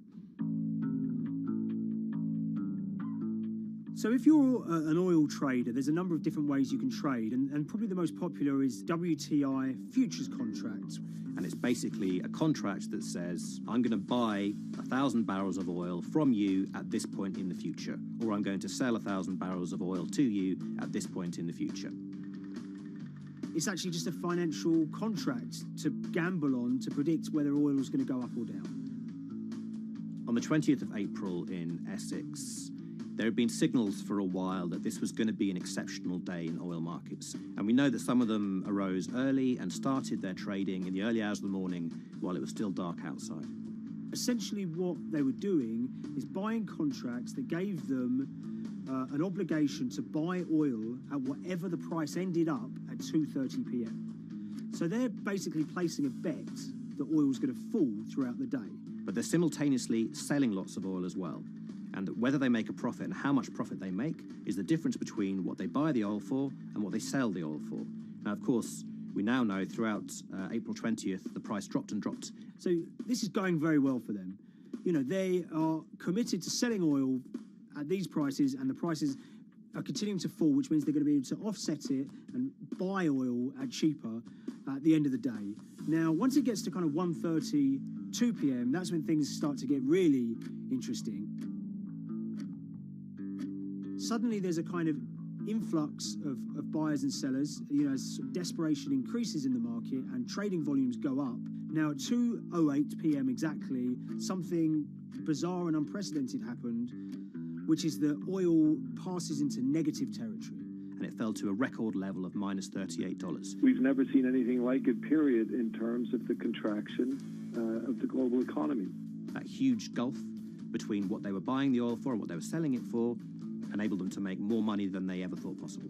So their profit was the difference between minus 37, and all of these positive numbers on every contract they sold. The price of crude briefly hit minus $37 a barrel. For one group of traders operating from a small office, it was a very, very profitable day. It's important to remember this had never happened before in the history of oil trading. No one could have predicted it. I can't think of another example of where you enter a trade and you get paid on both sides. You get paid both to sell and to buy. It's unthinkable. One thing we know about the Cuddles Trading Arcade is that they were very comfortable taking large risks. And, you have to be clear, this was a large risk. Yeah, we spoke to oil traders, both people that know these guys and people that don't, and they all say that this is, incredibly risky. And that's actually what stops a lot of oil traders doing trading like this. They simply aren't willing to stomach the risk. But Cuddles and his friends were. So when the kind of final calculations came down, the group of the 9 most profitable traders made $660 million or thereabouts between them. I mean, if you can imagine, I think 3 or 4 of them made in excess of 100 million each. One of the astonishing things about this trade is that 2 of the individuals who made more than $100 million in a single day were in their 20s. One of them was 22 years old. Only a few years earlier, he'd been posting on his social media about doing teenage stuff with his mates in town and going to see girls and rap music. And here he is a few years later making $100 million in a single day's trading. When me and Liam discovered that, we couldn't believe it. We couldn't believe what we were seeing.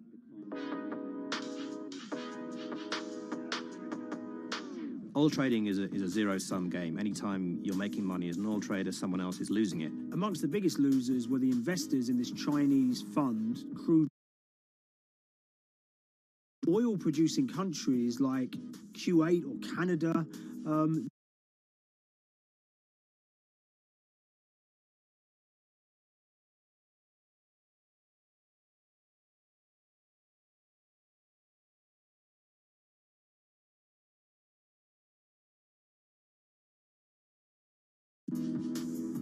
Vega Capital's traders made such an extraordinary sum of money that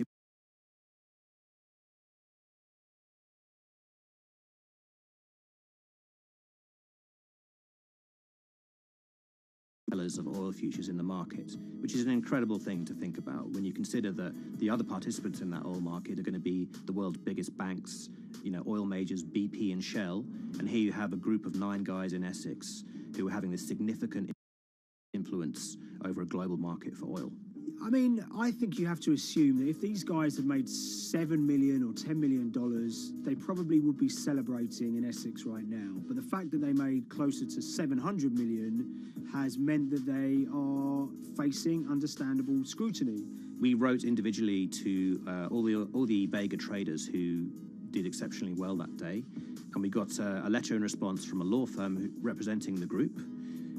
The law firm was at pains to point out, number one, that they haven't been accused of any wrongdoing, that they all traded independently and separately, and they'd basically all made up their own minds that this was what was going to happen in oil markets based on publicly available knowledge, and decided to execute this trade.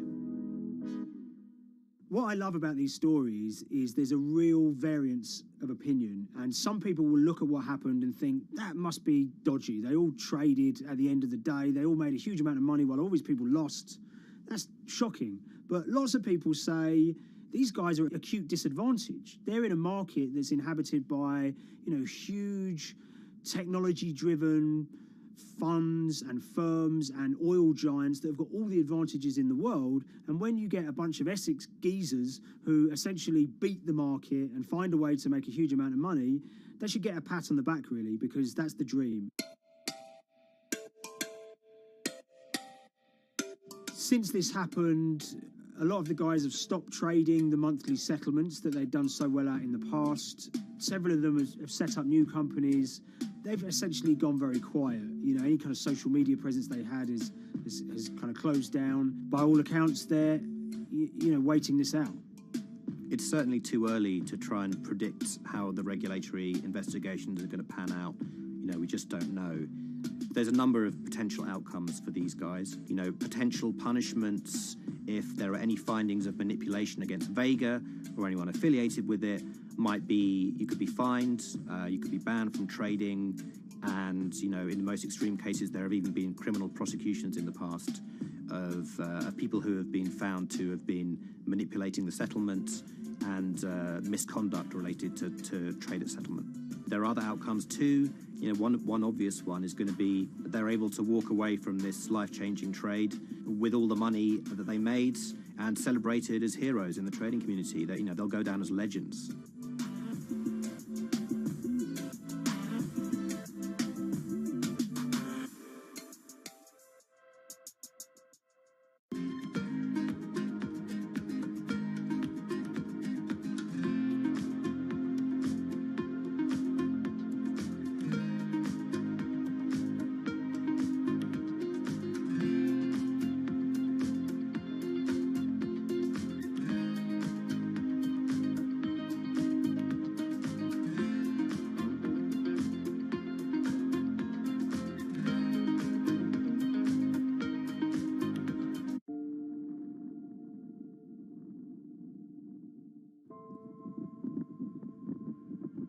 It's very important, given the nature of the climate crisis right now, for the general public to have an understanding of what progress is or is not actually happening.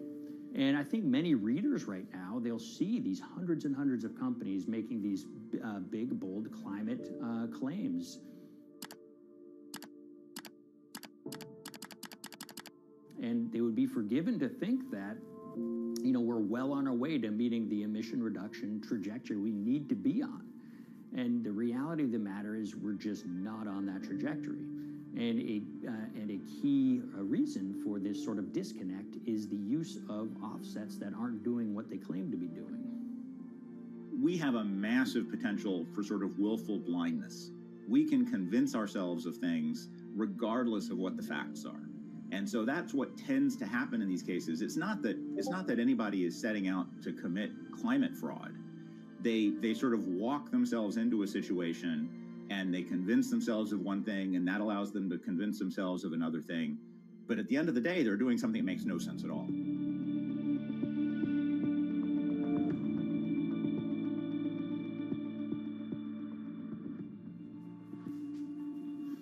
My name is Ben Elgin. I wrote the story about how the billion-dollar market for carbon offsets is setting back the fight against climate change. So one of the challenges in reporting on carbon offsets and trying to figure out what's going on is really finding good experts who have been steeped in this marketplace and are willing to candidly talk about it. One of the best people for this is a fellow named Mark Trexler, and I've been talking to him for more than a decade. My name is Mark Trexler. I've worked in climate change for the last 30 years.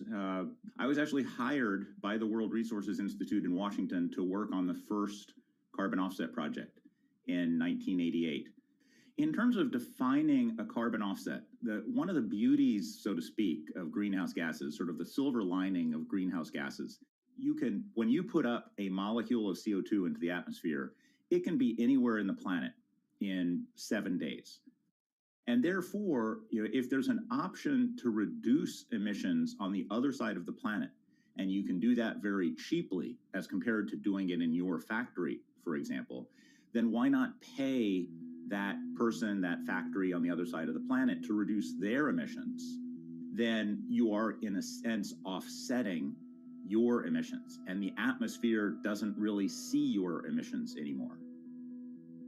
So carbon offsets have been around for quite some time, and they were actually key with these international climate agreements, such as the Kyoto Protocol, which mandated the wealthiest countries reduce their greenhouse gas emissions. The treaty was signed on the 11th of December, 1997. Decided. The business community in general saw carbon offsets as a huge opportunity to comply with whatever policies and measures might be coming down the pike on climate change much more cost effectively. We've seen a huge surge in companies making big proclamations about how they're going carbon neutral or zeroing out all of their carbon emissions. We're going to reduce our carbon footprint to net zero. Unilever is committing to net zero emissions. We can achieve a net zero emissions world. we began looking at these corporate claims of dramatically reduced emissions, and we noticed so many of these companies were using carbon offsets to achieve these aims.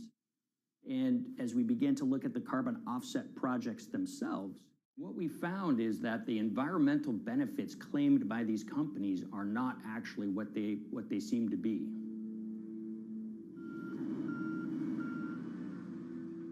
And as we sort of saw and spotted a number of these very aggressive carbon offset projects, which appeared to be generating inflated credits or bogus credits, we saw a number of them were associated with the Nature Conservancy. This surprised us. The Nature Conservancy is the world's biggest environmental group. They have about $1 billion a year in revenues, and they've been around for 7 decades.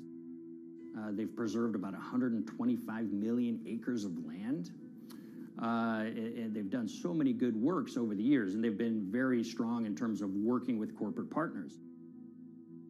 The Nature Conservancy has taken a different approach, a very pragmatic and pro-business approach. They will not go out and criticize a big polluter, but they're very happy to work with them. Some might say that, well, that's selling out, but others would say, and those at the Nature Conservancy would say, these companies have deep pockets. They can help fund important preservation work, and we have absolutely no problem working with them on this stuff. So companies are very warm, and they've partnered with the Nature Conservancy for many years. And yeah, it definitely lends a sheen of credibility to these projects. Here's 20 new reasons to visit Disney World this year. 1, 2, 3. If you look at, for instance, Disney, that's a sprawling company with theme parks and cruise lines that burn up diesel fuel. They have office buildings and television studios that consume electricity. So these companies are trying to make major reductions in their carbon footprints, but it's very difficult to change these fundamental ways their businesses operate. So Disney has been a big buyer of carbon offsets that are orchestrated by the Nature Conservancy. One of the projects that they buy from is called Pennsylvania Ridges. And that's a plot of land. Most of the land is actually about a 3-hour drive outside of Philadelphia. Interestingly, this land, 3,000 of these acres, was actually acquired by the Nature Conservancy in the late 1990s. This land was imminently threatened. There was a pending logging contract on this land. So they do what they've done so well for all of these years, which is they go out, they raise money from local philanthropists, and they go buy this land to protect it from developers and loggers. And at the time, according to an archived version of the Nature Conservancy's website, when they were proudly announcing this deal, they said, these threats have been abated because of this acquisition by the Nature Conservancy. So it's really interesting now, fast forward 2 decades to earlier this year when they put forward this carbon project. And if you look through it, this land is a key part of that carbon project. And what they're now saying is this land is now, once again, imminently threatened. 72% of the trees are going to be cut within 5 years. Now, this is just astounding because this land is owned by the Nature Conservancy. They do not clear-cut land that they've bought through philanthropic donations. So this scenario that they've put forward to get carbon revenues is not really plausible. And what that means is when you have Disney coming in and buying these credits, when it eventually lowers its carbon footprint because of these credits, well, that won't be a credible or truthful claim by Disney.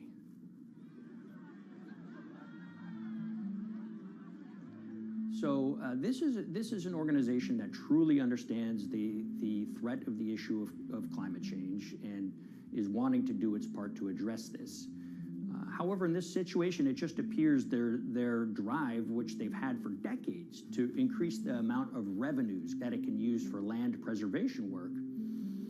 Nature Conservancy and many others see that carbon credits as a pot of money that they can tap into to further their own benevolent aims. But unfortunately, what this has resulted in is claims of climate progress that just aren't really happening.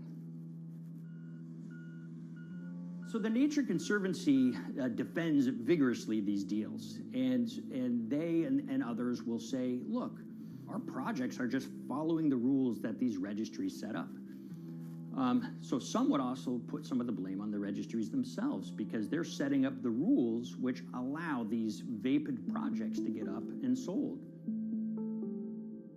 So we've reached out to all of the companies we mentioned in this story, including Disney. They didn't want to be interviewed for this story, but they all told us that, look, we have to rely on the experts out there, and those experts, they say, are these carbon registries that have been set up. Most of these Nature Conservancy deals are set up and sold on this exchange. It's called the American Carbon Registry. Now, it's the oldest of these registries that allow voluntary carbon credits to be sold. They've been around since 1996. What these offset registries do is they set up rules, and any carbon offset project has to follow those rules. But there's this tension that's always there. If the rules are too strict, then it's going to be very hard for carbon offset projects to get up and running. So there's this balance going on where the registries want rules that attract projects, but they don't want it to be so strict where it will disincentivize projects from getting listed. One of the challenges with designing carbon offset systems is that there are normally two people at the table. You have buyers and you have sellers. And to some extent, you have policymakers, but you know, the buyers and the sellers are really the ones with the expertise, with the incentive to really participate hard, make a lot of things happen. And the challenge there is that both of them sort of want the same thing, or they're both happy with the same thing. They're happy with low-cost offsets and a lot of them, because that works for their business model. You end up, though, with nobody really representing the atmosphere, so to speak. Nobody's really representing the climate in those discussions. And so the policies end up biasing the whole system, and you end up in sort of a race to the bottom, and that's what we've seen happen. You know, when it comes specifically to the topic of carbon offsets, you know, I am a fan of carbon offsets in the sense that they can help mitigate climate change. They absolutely can. But, you know, if we're not going to do it correctly in a way that actually does help mitigate climate change, then it's nothing but a distraction. And, you know, after 30 years, you have to start wondering, is it really just a distraction? And that's really unfortunate, but that's where we are. Ultimately, what needs to happen is systemic change. You know, we're sort of nibbling around the edges with some of these different things. We need to change how we produce energy. We need to change how we transport ourselves. We need to change what and how we eat. You know, we need systemic change associated with transitioning to a low carbon economy. A lot of what we're doing today is not promoting systemic change. It's sort of trying to stick your thumb in the dike to preserve the current system. And at the end of the day, that can't really work.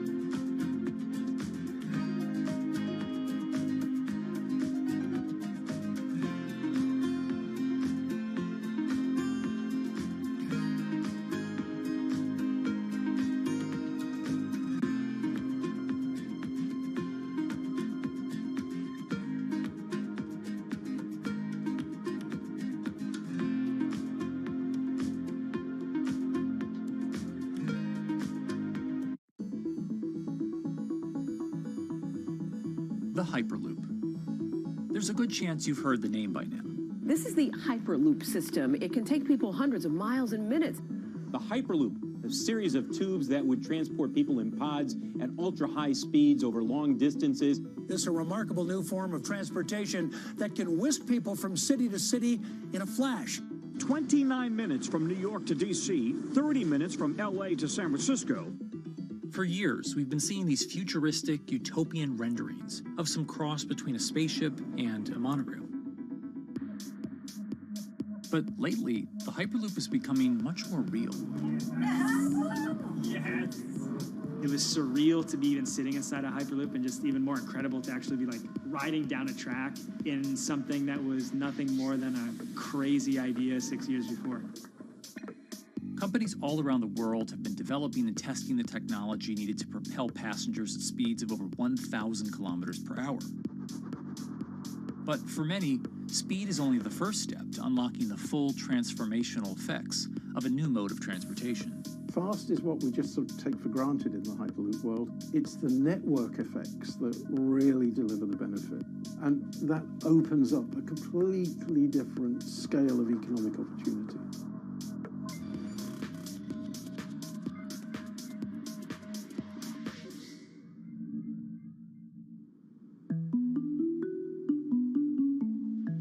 We've got planes, trains, automobiles, and boats for getting around Earth. But what if there was a fifth mode? And I have a name for it, which is called the Hyperloop. The Hyperloop? Hyperloop, yeah. In 2013, while riding high on the growing success of Tesla and SpaceX, entrepreneur Elon Musk released a white paper outlining the basic framework of the technology he called Hyperloop. The basic idea goes a little something like this. A tube reduces the air pressure to a near vacuum-like environment. A Hyperloop pod is then suspended in the tube, usually by magnetic levitation. The whole pod can then be propelled forward. Because there's no traditional friction sources like air resistance or rolling friction that would push back against the pod, the Hyperloop is able to move at incredibly high speeds and do so fairly efficiently. Despite its futuristic name, however, the general concept behind Hyperloop is actually pretty old. In fact, New York City's first attempt at an underground public transit system in the 1870s was based on a similar principle. The pneumatic transit system was short-lived, however, only stretching one block and topping out at a rather leisurely 10 miles per hour. While Elon would make some 21st century improvements to this concept and bestow a very 21st century name, he wouldn't end up pursuing the technology itself, instead electing to focus his efforts on something a little bit deeper, literally digging the requisite tunnels via his boring company. It would take another billionaire industrialist who dabbles in spaceflight. No, wait, not that one. Yeah, that's the one. After Richard Branson would make a large investment in the company Hyperloop One, it would be renamed to Virgin Hyperloop. What we've always been trying to do as a company is show that this technology could work, that it could be made safe, and that ultimately it's something that's happening in the next couple of years, not the next 20 years. Josh Geigel is the co-founder and CEO of Virgin Hyperloop. In a familiar tech startup story, he's seen the project go from a garage to a large-scale testing facility outside of Las Vegas. So we started building the first kind of Hyperloop system in 2016. We've done a lot of work, about 500 tests that we've done on that over the last 5 years. And what we realized that we need to do is take that technology, show that it can be commercial, so drive the cost down, improve the efficiency, improve the performance. But the key thing is actually making it approachable and safe for individuals. In order to do that, Josh, along with Virgin's head of passenger experience, Sarah Lucian, bravely volunteered to take the inaugural ride. What her and I were realizing is we're the first two people sitting in a Hyperloop. The only type of people that have gone through this environment are in spacesuits, and there we are in just normal clothes because of the system, the safety of what we've designed. 3, 2, 1, launch. And then once we started going, you felt a bit of acceleration. We accelerated a little bit harder than we would in commercial. It'd be like a sports car. Yes. We got to about 108 miles an hour on that test. And it's a short run. It's about 500 yards or so. And came to a stop. The test, lasting only about 20 seconds and covering only a quarter of a mile at just over 100 miles per hour, is a long way away from a true functioning Hyperloop. But as for optics, it's a crucial step for the future of funding. The number one question we got from investors or from project proponents or just people in general was like, is a Hyperloop safe? And what better way to show something is safe than by actually getting people on it? But convincing investors and governments that would likely be fronting some of the construction costs for an unproven technology is no easy task. First and foremost is the question of safety. Most people don't know how an airplane works, but yet they get on an airplane. They get on an airplane because, it's faster than driving, and most importantly, they've probably gotten off of one before, they've seen someone get off of one before. And so what we set out to do was actually show that Hyperloop could be safe with two normal people, not astronauts, not adrenaline junkies or test pilots or anything like that. Two normal people getting on a Hyperloop, and then most importantly, those two people getting off. But beyond safety concerns, constructing Hyperloops will undoubtedly require a significant capital investment to the estimated tune of around $60 million per kilometer of track. So a track from San Francisco to Los Angeles, for example, is likely to come with a price tag over $10 billion. And before large governments are willing to come in and front those costs, investors who are funding Hyperloop development must accept it as a long-term mixture of technology and infrastructure investing. Investors that are used to short returns because you're developing apps or something to that effect, those aren't the investors that really get excited about Hyperloop. What you start to see is the people that are looking at platform technologies, right? So this idea that because the smartphone existed, Uber could exist, right? So who are like the Vanderbilts of this century? And that's the part where you're going to get a lot more no's than yeses. But those people that have the ability, the fortitude to stick it out, to see the game-changing platform here, those are the people that we're looking for. And since we've done that passenger test, there has been a lot of interest that's really, this is a lot sooner than I thought.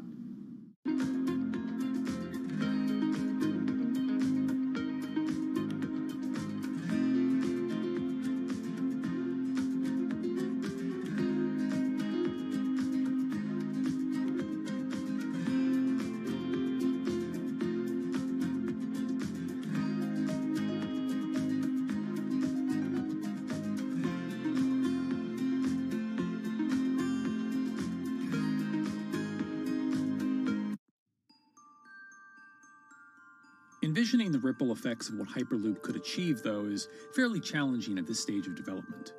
It's fast, yes, but for point-to-point travel, traditional maglev trains can move pretty fast as well. And outside of China, South Korea, and Japan, even those haven't seen much adoption elsewhere due to the high costs and questionable profitability. The Shanghai line in China, for example, loses around $100 million every year. Hyperloop companies, however, believe they can offer something different than traditional railway lines.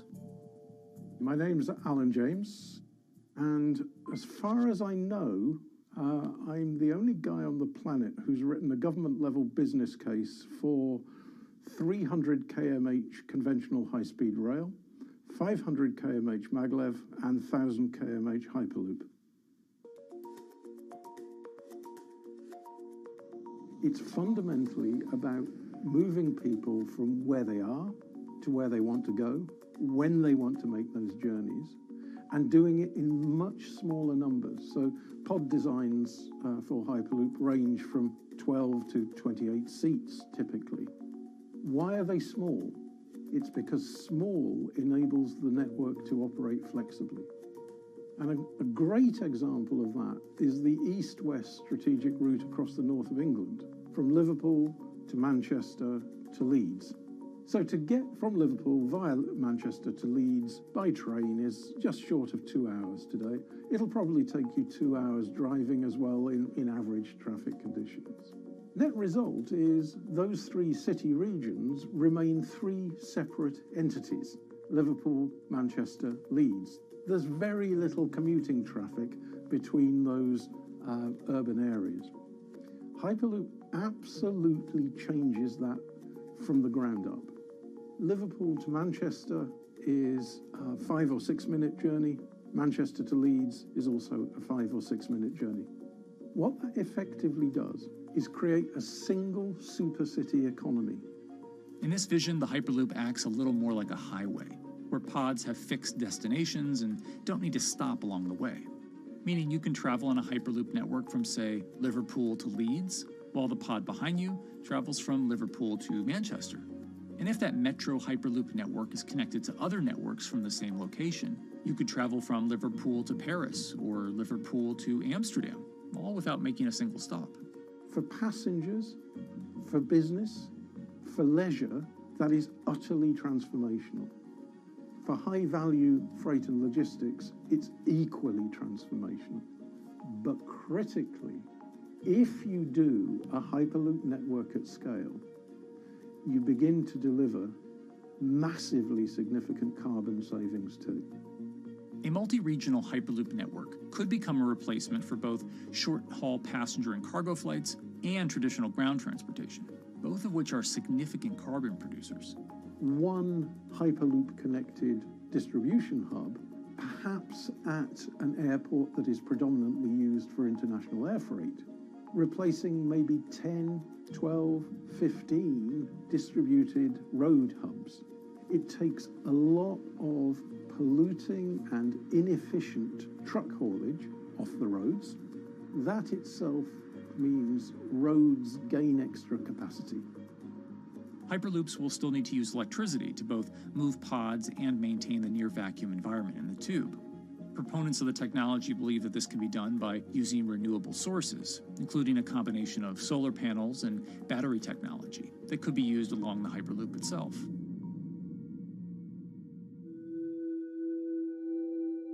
But even with all multipliers of time and carbon emission savings that a Hyperloop network may provide, the investment capital required to actually build such a network becomes even more economically and politically daunting. Committing doesn't mean spending billions on day one. Committing means, how do we phase it?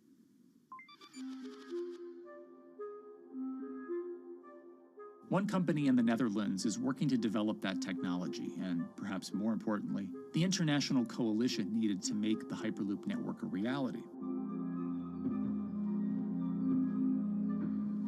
So we are here in Europe's first full-scale Hyperloop test facility, where we can already prove every conceptual technology of the Hyperloop. This is Tim Houter, a co-founder and CEO of Hart Hyperloop, headquartered in the city of Delft. And while this testing tube might not seem as large as others, inside is a key technology to create the on- and off-ramp type infrastructure of a Hyperloop network. That is, a lane switch. That's something we can already test here. You can actually see it here, that the track is diverging from one track into two. That makes it possible to eventually split up the Hyperloop track in two sections. And in that sense, you can create a complete Hyperloop network that in the end will make it possible to travel, for example, over a whole continent. And take Europe, for example, with the same ease as you can now travel with a metro in a city. The nice thing about this magnetic levitation system that we've developed is that there's absolutely zero moving components in the track. So for example, if you have to do a lane switch, all you do is that the tube basically splits up, and statically the tracks also split up. And whenever the vehicle enters a switch, it either pulls itself to the right with its magnets, or it pulls itself to the left with its magnets.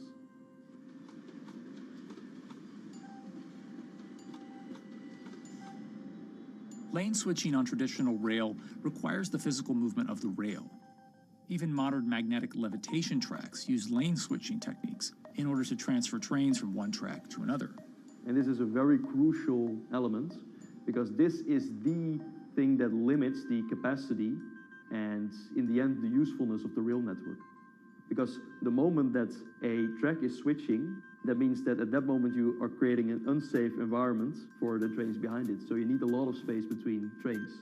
In a Hyperloop, because you have no moving components in the track, all the vehicles can be much closer to each other. You can achieve a very high frequency and basically have your vehicles moving and merging in and out of the network very much like a highway.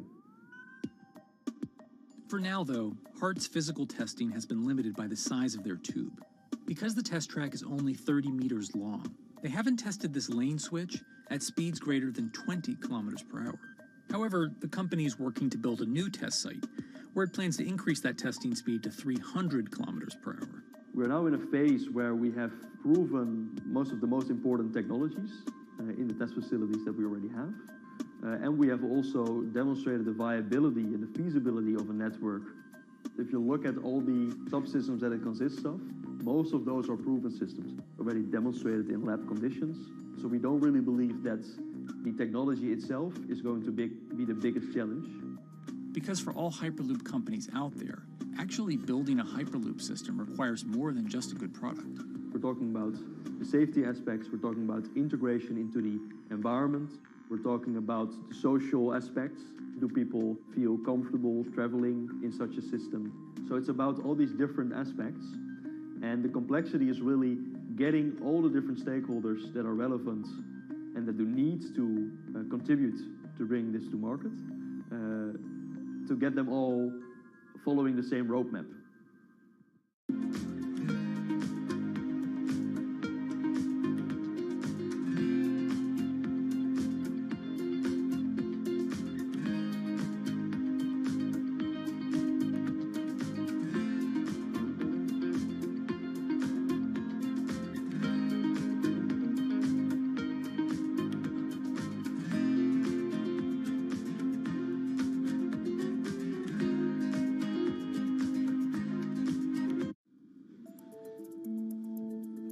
In order to help build this coalition of private and public interest in Hyperloop development, HART in 2018 partnered with other Hyperloop companies from Europe and Canada.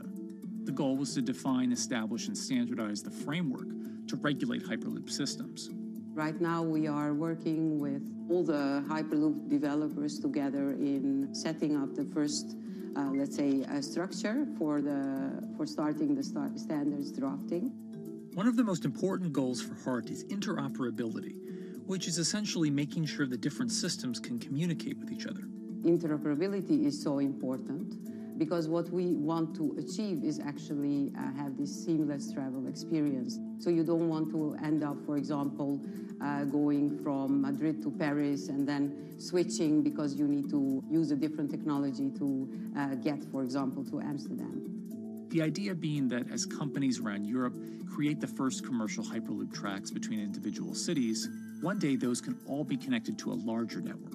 Everyone that believes that Hyperloop is a future transport system also realizes that there is a need to have this network because that's where Hyperloop thrives. Hyperloop is such a huge project. It's definitely not something that you can do on your own or as a single company. So you need to do it with a lot of other companies. You need to have the governments. And I think in that sense, the biggest challenge that we've encountered is to really get all the required parties together to take the steps in development and in commercial implementation. HART's next plan is to build the European Hyperloop Center, an open testing facility which will include a 2.6-kilometer test track. And the company hopes to test travel speeds there at up to 700 kilometers per hour. Virgin Hyperloop is also racing to construct the first commercial Hyperloop route, with projects in various states of development in India, Saudi Arabia, and the United States. Recently, the company announced plans to build a Hyperloop certification center in West Virginia, which will include a 6-mile-long test track.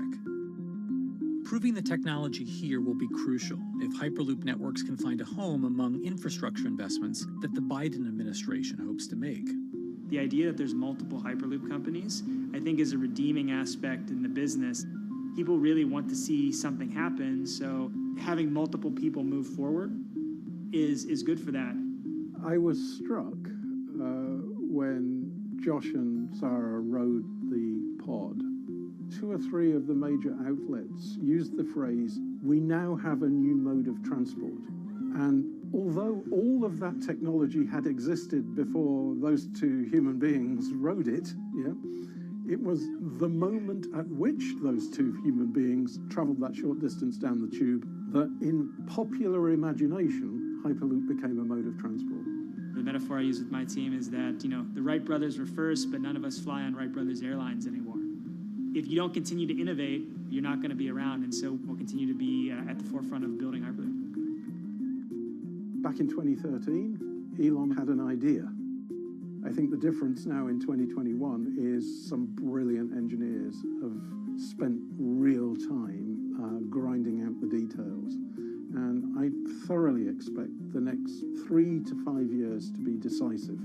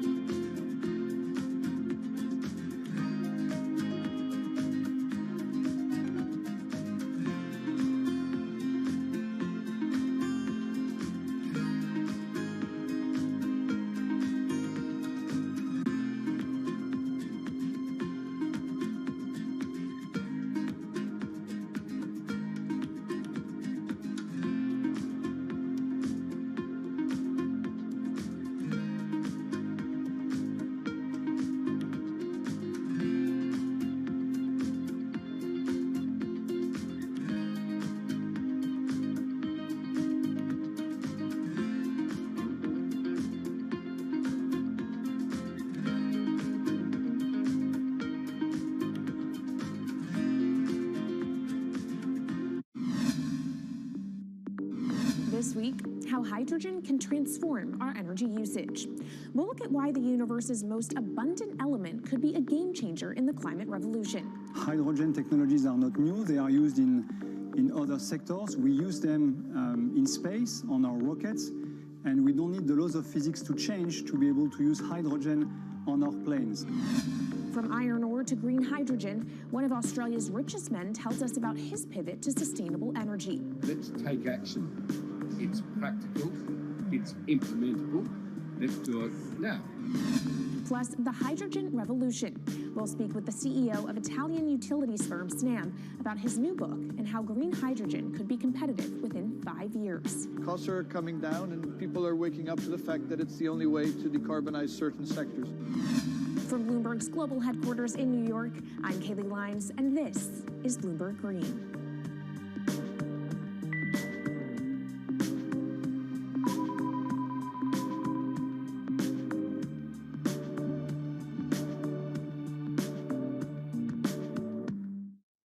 It's a new year, so here at Bloomberg Green, we're highlighting new solutions in the fight against climate change.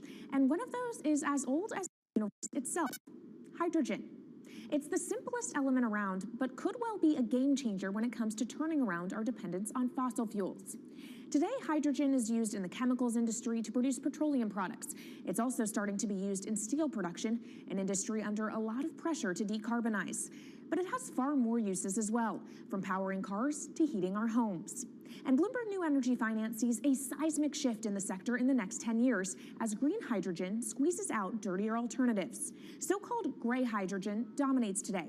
But as renewable electricity gets cheaper and more accessible, so will green hydrogen. In this week's edition of Bloomberg Green, we'll explore what this push into hydrogen means for tackling climate change. We'll hear from Australian billionaire Twiggy Forrest about his pivot from iron ore to hydrogen, and we'll also speak with the CEO of Italian utility company Snam about his book, The Hydrogen Revolution. But first, what are we using hydrogen for? And why does it actually matter? Christine Lee Edwards explains. Hydrogen, the most plentiful element in the universe. On Earth, we find it mostly bonded to oxygen in the form of water, or in other gases known as hydrocarbons. Hydrogen gas, H2, burns hot and clean, making it an attractive tool in the race to net zero. But isolating hydrogen from other elements is no easy task. Today, the cheapest way to do this is via chemical processes that break up natural gas. This releases a lot of carbon dioxide. Another method is to use electricity to split water molecules in a process called electrolysis. Although there is no carbon byproduct, a lot of electricity is needed. And if this power comes from burning coal or gas, it negates the zero emissions goals of using hydrogen to begin with. Hydrogen produced in this way, powered by fossil fuels, is called gray hydrogen. If carbon capture and storage is used together with fossil fuels, then it becomes blue hydrogen. If nuclear power is used, it's called pink. And finally, green hydrogen is when it's produced via electrolysis and powered from renewable sources. This method is considered emissions-free. It's predicted that by the early 2030s, H2 made from renewables will be cheaper than that made from fossil fuels.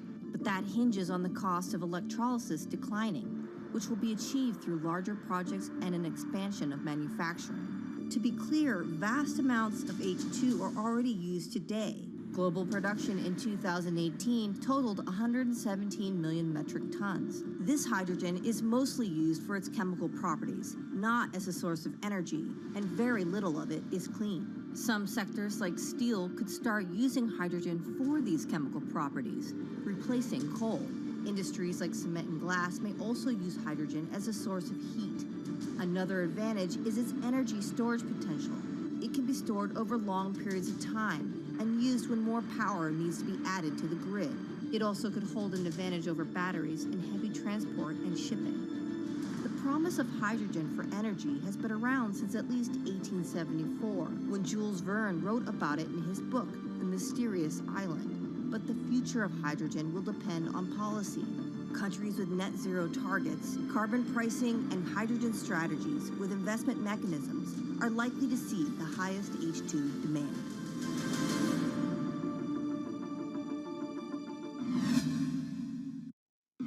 That was Bloomberg's Christine Lee Edwards explaining what hydrogen means for the energy transition. But how are businesses approaching the sector? Well, one of Australia's richest men is making a big play into hydrogen. Andrew Forrest, better known as Twiggy, made his fortune from iron ore, being the chairman, former CEO, and major shareholder in Fortescue Metals, one of the world's biggest miners. But after having made over $10 billion in profit from the metal in the last fiscal year, Twiggy wants to transform Fortescue into a clean energy company.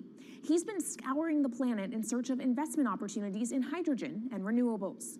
The firm plans to allocate up to 10% of its annual profits for green energy investments and is exploring projects across the globe, from Indonesia to Argentina. Francine Lacqua caught up with Twiggy Forrest. There's only one type of clean hydrogen, all the rest is dirty. Yeah. That is green. If you just say green hydrogen is clean, the rest is dirty, then you've actually nailed it. And, you know, anyone else who produces any other rubbish, any other argument, just look them in the eye and say, why is global warming accelerating if anything you're saying is true? And then you'll know, actually, it's greenwashing. Yeah, but there's a lot of greenwashing because I keep on being told it's a transition. We can't just, make the transition at a click of a finger. So what are we doing wrong? What can we do better? I don't remember the personal computer having to transition the typewriter. I really don't remember that. I don't remember the smartphone having to transition the pocket calculator and the old landline. You know, its transition line is complete rubbish. The lie got put to it 2 days ago when JCB, a really loved British company, every right for the country to be proud of JCB, and Fortescue, holding a bit of a similar reputation, fantastic track record, everyone's been super well from Fortescue, huge balance sheet, super strong. When those two companies got together and agreed a $79 billion US agreement per annum, right, then that's a real wake-up call to say, hang on, green hydrogen is obviously commercial now. You know, every other form of fossil fuel hydrogen, you know, it can compete with it on price, it can probably lose on price, but what we know, it is cooking the planet.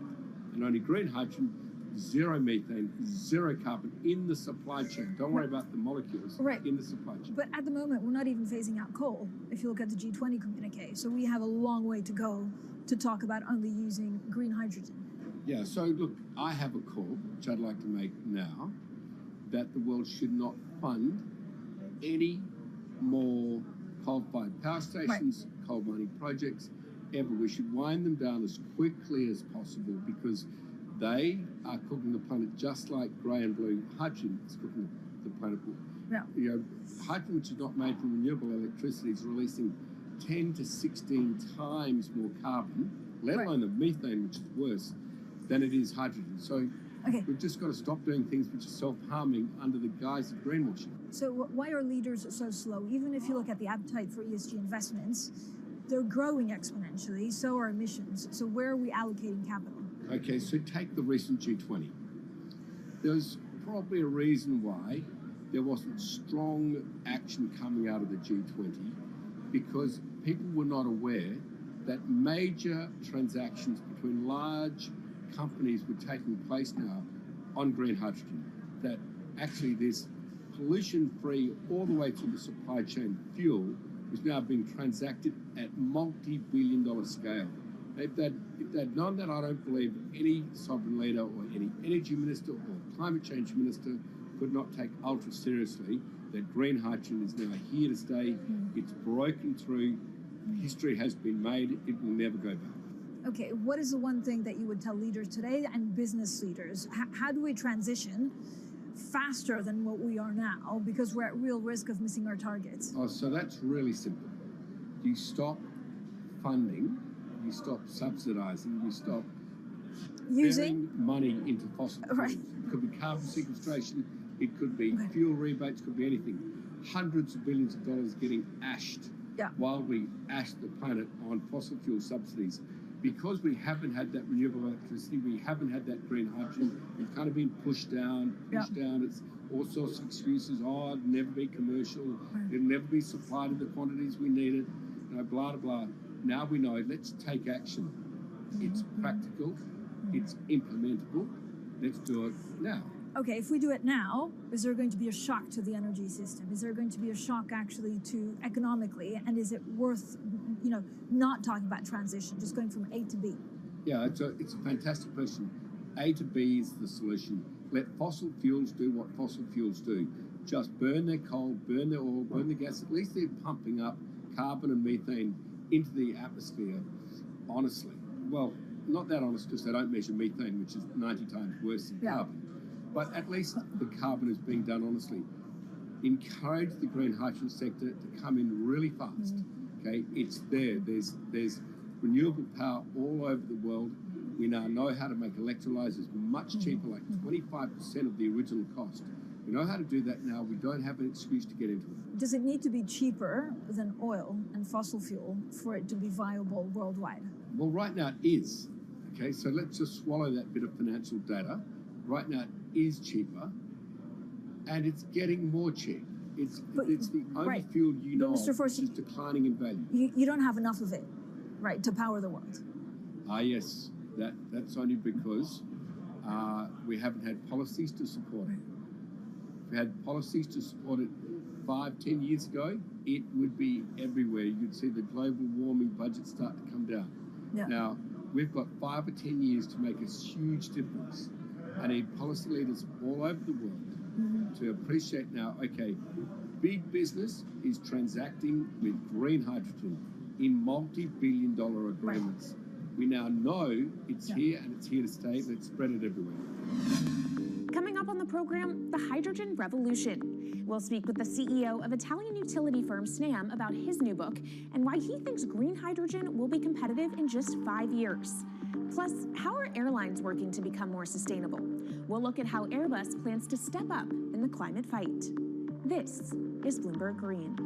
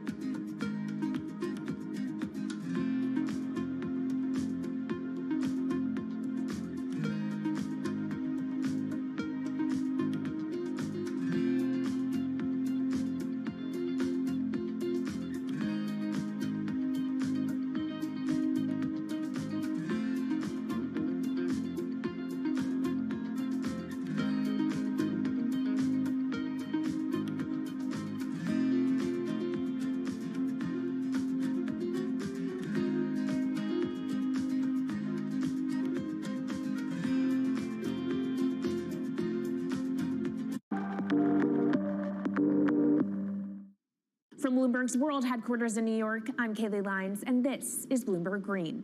What will the world look like in 2050? Will global temperatures have stabilized, electric vehicles be abundant, and solar and wind power homes around the world? According to Marco Alvera, the CEO of Italian energy company Snam, that vision of the future could be a reality. And he says that hydrogen will pave its way. As he tells it in his new book, The Hydrogen Revolution, Alvera's moment of reckoning came in November 2018 when he tasked the Snam Scenarios team with studying how Europe could reduce its CO2 emissions to zero by 2050. Looking through the results of the study, Alvera said he was struck by how much hydrogen was in Europe's energy mix by that year. Beyond the abundance of hydrogen, the SNAM model also predicted that it would be the cheapest form of decarbonized energy for many sectors, and that it could be cheaper than today's prices for oil, coal, and nuclear power. Our Maria Tadeo spoke with Alvera at COP26. It's happening all very fast. We see the cost of hydrogen coming down a lot. Hydrogen will play a big role in the energy mix. I don't know if it's going to be 15 or 25% of a fully decarbonized energy system, but it's going to be big. Costs are coming down, and people are waking up to the fact that it's the only way to decarbonize certain sectors, so-called hard-to-abate sectors. And you say it's the only way and the costs are coming down. Where do you see prices moving? Because a lot of the reticence at times has to do with the pricing, that some argue, well, it's still not the cheapest option on the market.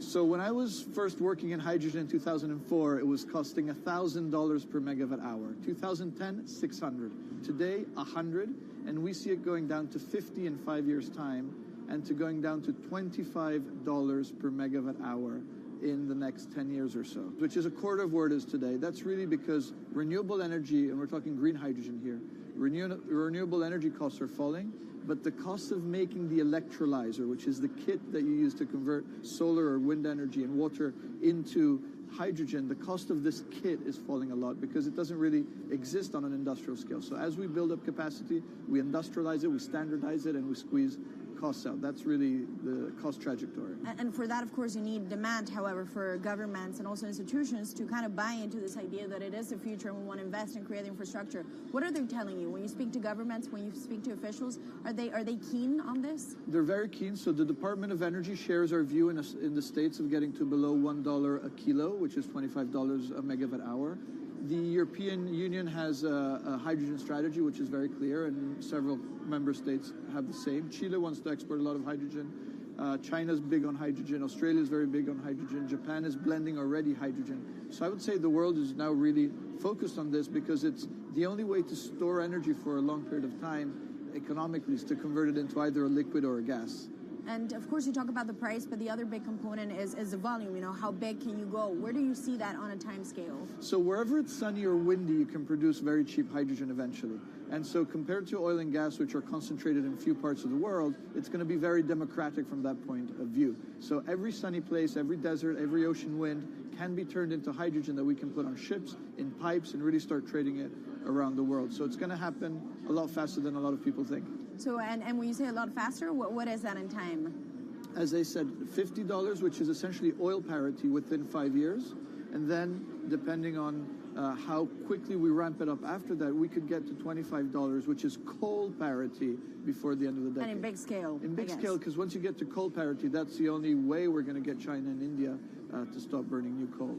We have businesses in China and in India, and I see a lot of hydrogen development, a lot of renewable development in both countries. The India announcement was incredibly strong on 2030. Some people were upset about the 2017 net zero deadline, but when it comes to 30, he announced a big commitment to get to 50% renewables. Were you surprised by it? I was surprised that they would make it so explicit, and even the net zero is a big thing for them. And so I think it will happen faster than 2070 because of the falling cost of renewable and hydrogen. India's burning 80 gigawatt of oil, of diesel, to keep the lights on. So there's an immediate opportunity there, and we're very interested in working in that country. And with regards to China, perhaps the fact that we haven't really seen them active, I guess the diplomats are working on this, but we haven't really seen the leadership.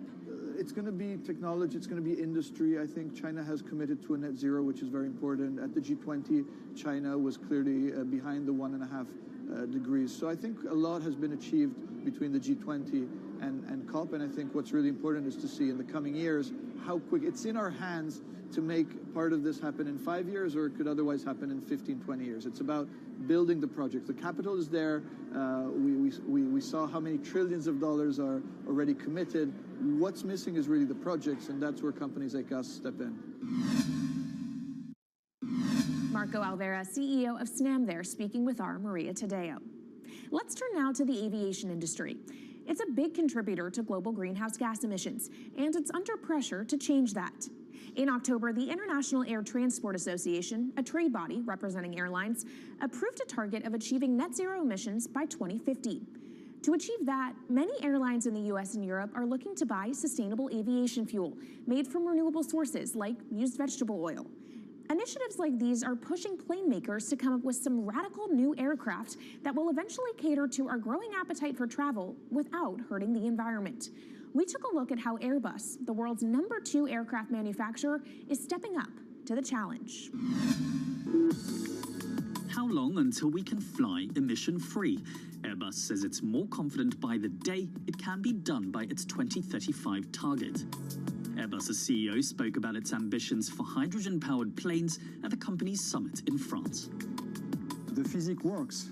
Hydrogen technologies are not new. They are used in other sectors. We use them in space on our rockets, and we don't need the laws of physics to change to be able to use hydrogen on our planes. So every day we become more confident, but we think we need to have a plane, we need to have the right fuels, the hydrogen available in the right quantity at the right place at the right time, and we need the regulations to be ready. So we really need the work and the collaboration of many people around the globe to make it happen on time.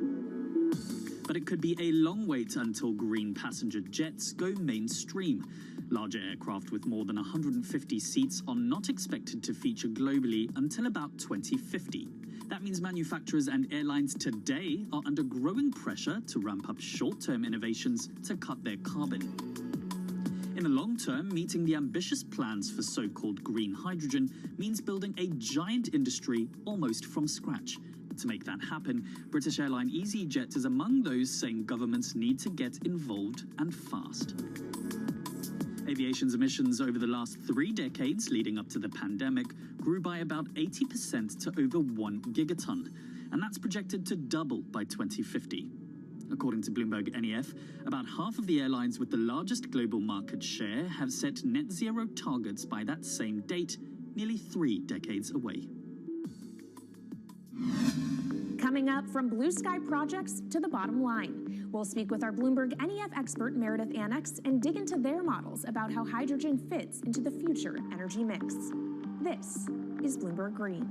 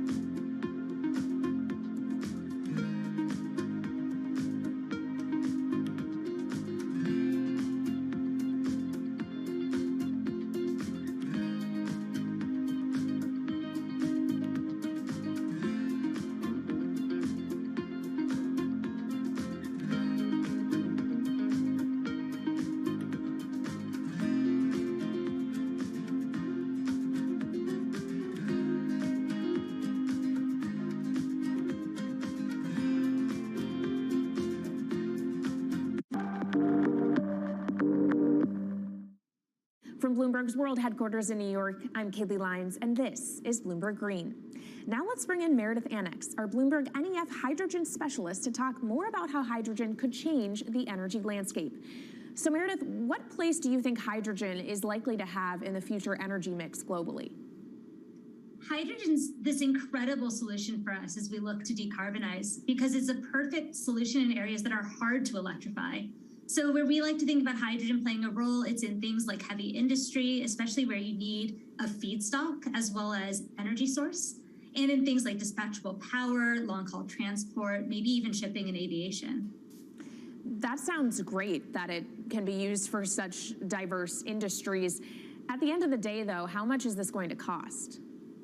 Well, that's the amazing thing about hydrogen, because depending on how you make it, it can actually see significant cost declines in the future. So when we're talking about clean hydrogen, we usually mean green hydrogen produced from renewable electricity. And in that case, your hydrogen is almost as cheap as the renewables that are used to make it. So if you're in a place with really good renewable resources, you'll be able to have cheaper hydrogen. But even in places with less good resources, we think that hydrogen can be cheaper than $1 per kilogram, which is the price of unabated hydrogen today, and around $8 per million BTUs for those who prefer to think in energy units. And that can be achieved anywhere in the world by 2050, we believe. All right, so let's talk about kind of the pros and cons list. I don't know where cost fits into that, but what are the advantages to hydrogen over other renewables, and then what are the drawbacks? Yeah, main advantage is the fact that hydrogen can serve roles that electrons struggle with.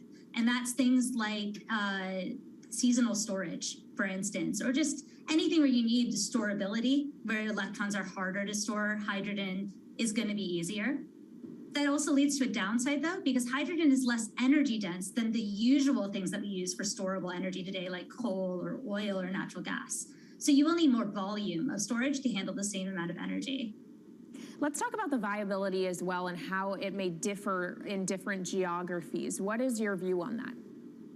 Yeah, so for green hydrogen, again, from renewable electricity, really places with the best renewable resources, things like Latin America or the Middle East, even Southern Europe, have really, really good potential for producing hydrogen. And then when you're looking at blue hydrogen, which is produced from natural gas or coal with carbon capture and storage, we do see that becoming more expensive than green hydrogen in the future, especially as renewable electricity costs come down. But that can be a viable option in places like the US Gulf Coast or Russia, where you've got good geological storage for the carbon, as well as ample natural gas that's quite cheap. All right, great breakdown. Thank you so much to our Meredith Annex, our Bloomberg NEF hydrogen specialist. And of course, you can get more from the Bloomberg NEF team on the terminal and online. And they've recently done a podcast called Hydrogen 101 as part of its Switched On series. So from iron ore titans pivoting to cleaner energy to talk of a hydrogen revolution, that's it from this week's edition of Bloomberg Green. We'll be back next week with a deep dive into the state of electric vehicles. And you can keep the conversation going by following us on YouTube, Instagram, and Twitter @Climate. I'm Kaylee Lyons from Bloomberg's World Headquarters in New York, and this is Bloomberg Green.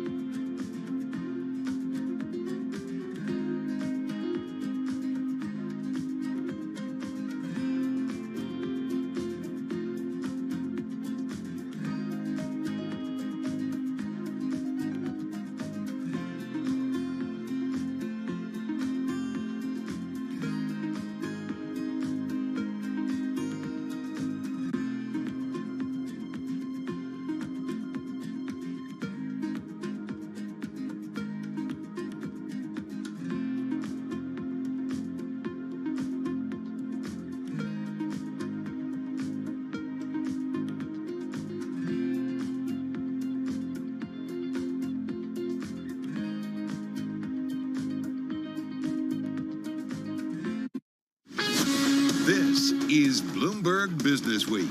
Insight from the reporters and editors who bring you America's most trusted business magazine, plus global business, finance, and tech news as it happens. Bloomberg Business Week with Carol Masser and Tim Stenevec on Bloomberg Radio. Very good afternoon, everybody. Live from the Bloomberg Interactive Broker Studio. We are streaming on YouTube and on Bloomberg Originals. It is, Valentine's Day, Tuesday, February 14th, 2023. Tim is out on leave, as you know, enjoying a very special Valentine's Day now that he's a family of 4. Yes. In the house is Bloomberg Quick Take correspondent Madison Mills. Nice to have you here. Great to be with you, Carol Master. I'm so excited to chat with you today and join the show. We have a lot going on, and a lot of good conversations. We do have stocks bouncing around a little bit. Yields are up following this morning's inflation print, so we're going to talk about that CPI report. And speaking of that, Maddie, Mike McKee, an exclusive conversation with the president of the Richmond Fed, so he's going to break it down what stood out for him.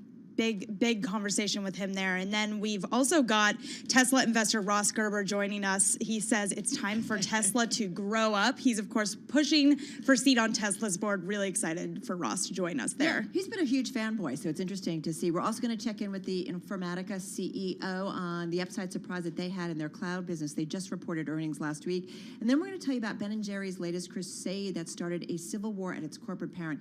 It's a deep dive by Devin Leonard, but it is an incredible story. I love our Unilever reporting, always. It's always so good. And we've also got the author of Fragile Cargo. He's going to tell us about World War II's in the race to save the treasures of China's Forbidden City in his new book. It's like another movie in the making. Yes. All right, all of that to come over the next 3 hours. Let's get things going, though, with a look at that trading day and Charlie Pellin. Hey, Charlie. Thank you very much. Well, hello there, and happy Valentine's Day to you both. We have got red on the screen right now with the Dow, the S&P. They are both lower.